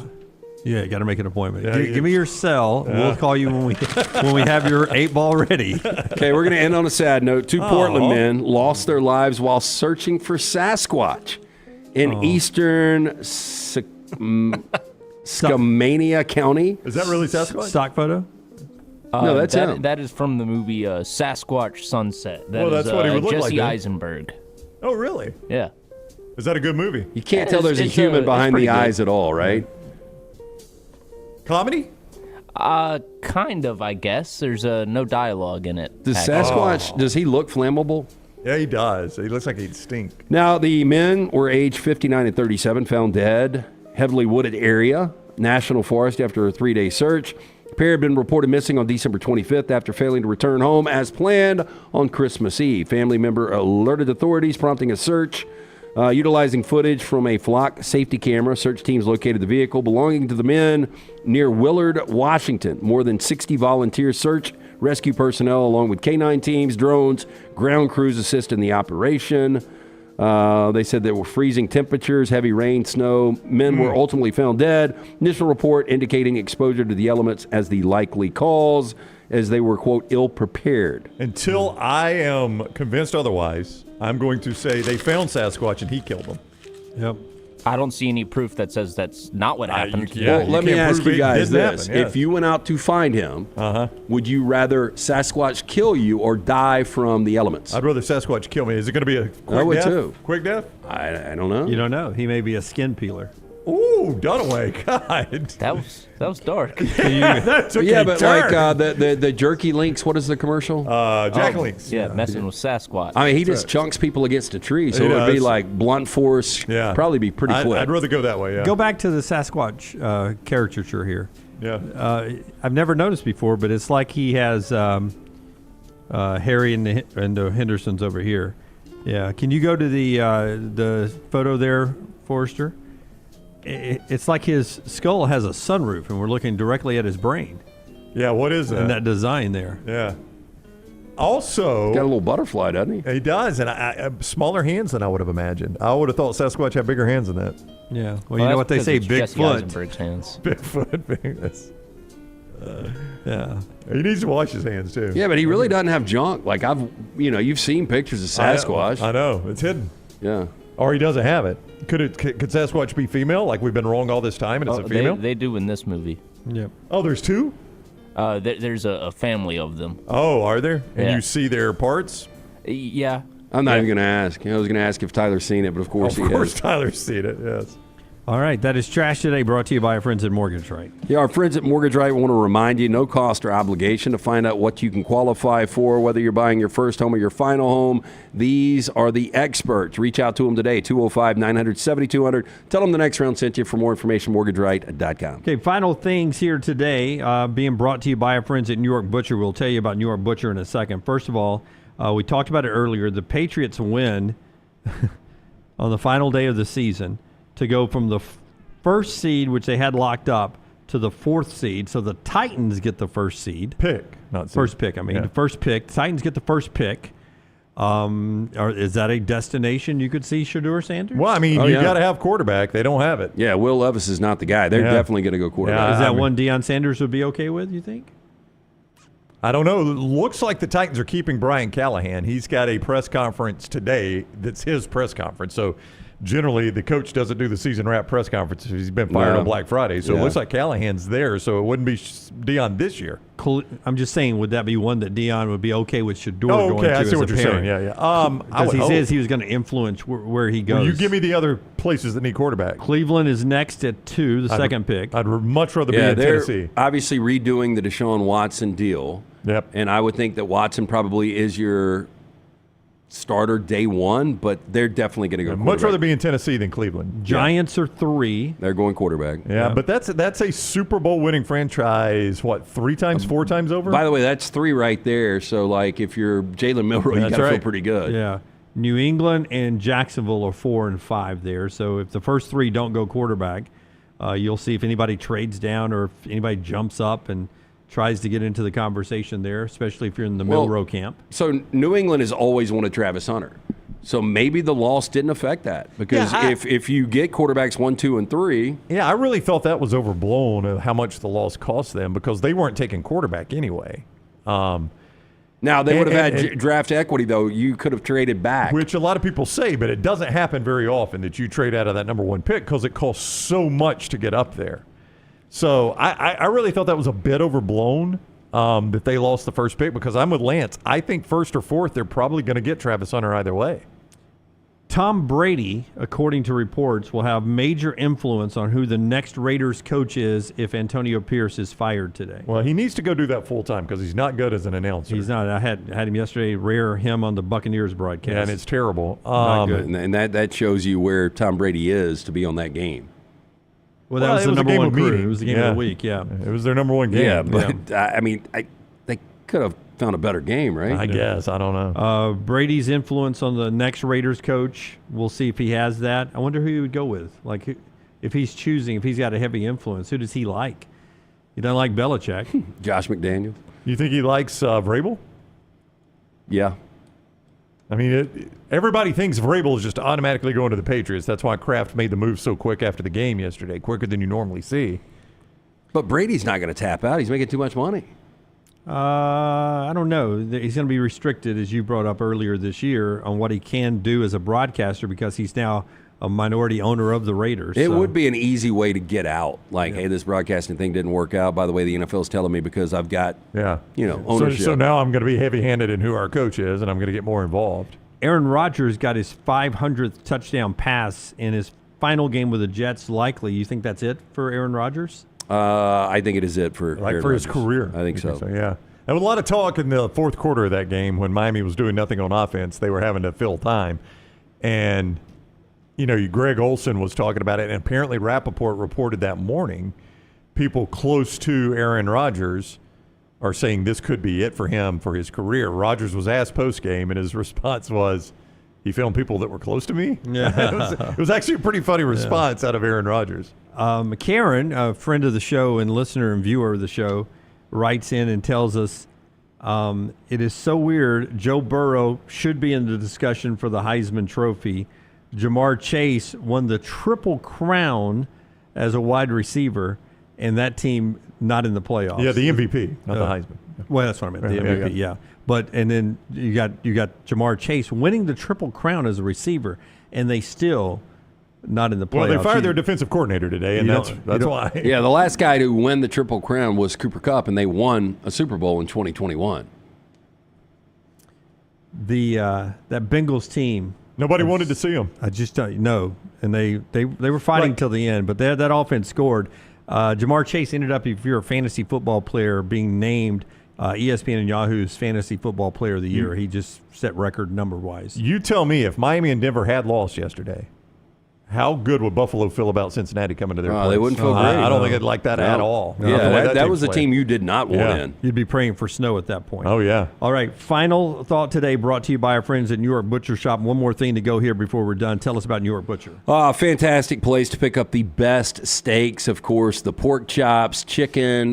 They've got it all right there. The fresh meats, deli sandwiches, those things are huge. You can split it up, get it for lunch or dinner. A great selection of fine wines and desserts.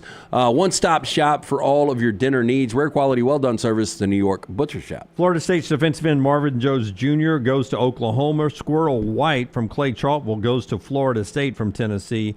And then Zachariah Branch is to Georgia. And so the question I'll ask you, don't take Brock Bowers. He's a tight end. Is there a chance Branch could be the best wide receiver in Kirby Smart's era? Who is it? Is it? It's probably Mecole Hardman. Yeah, so then the answer is yes. I mean, Mecole Hardman had a good college career, but he's had a better pro career. Yeah, and I'm just throwing that out there. I think it's Ladd McConkey. That's what I was going to say. Is it not Ladd McConkey? It's probably Ladd McConkey. But I think if we're discussing between Ladd McConkey and Mecole Hardman, I think we've got the answer to this question, don't we? Yeah, but Zachariah, his best game arguably was his first game at USC as a true freshman, Labor Day weekend of 2023. He returned a kick and all that stuff, didn't he? Yeah, look, he can do a lot of different things, but you know how many receiving touchdowns he had this year? 3? 1. 1? That's not good. Yeah. But people are buying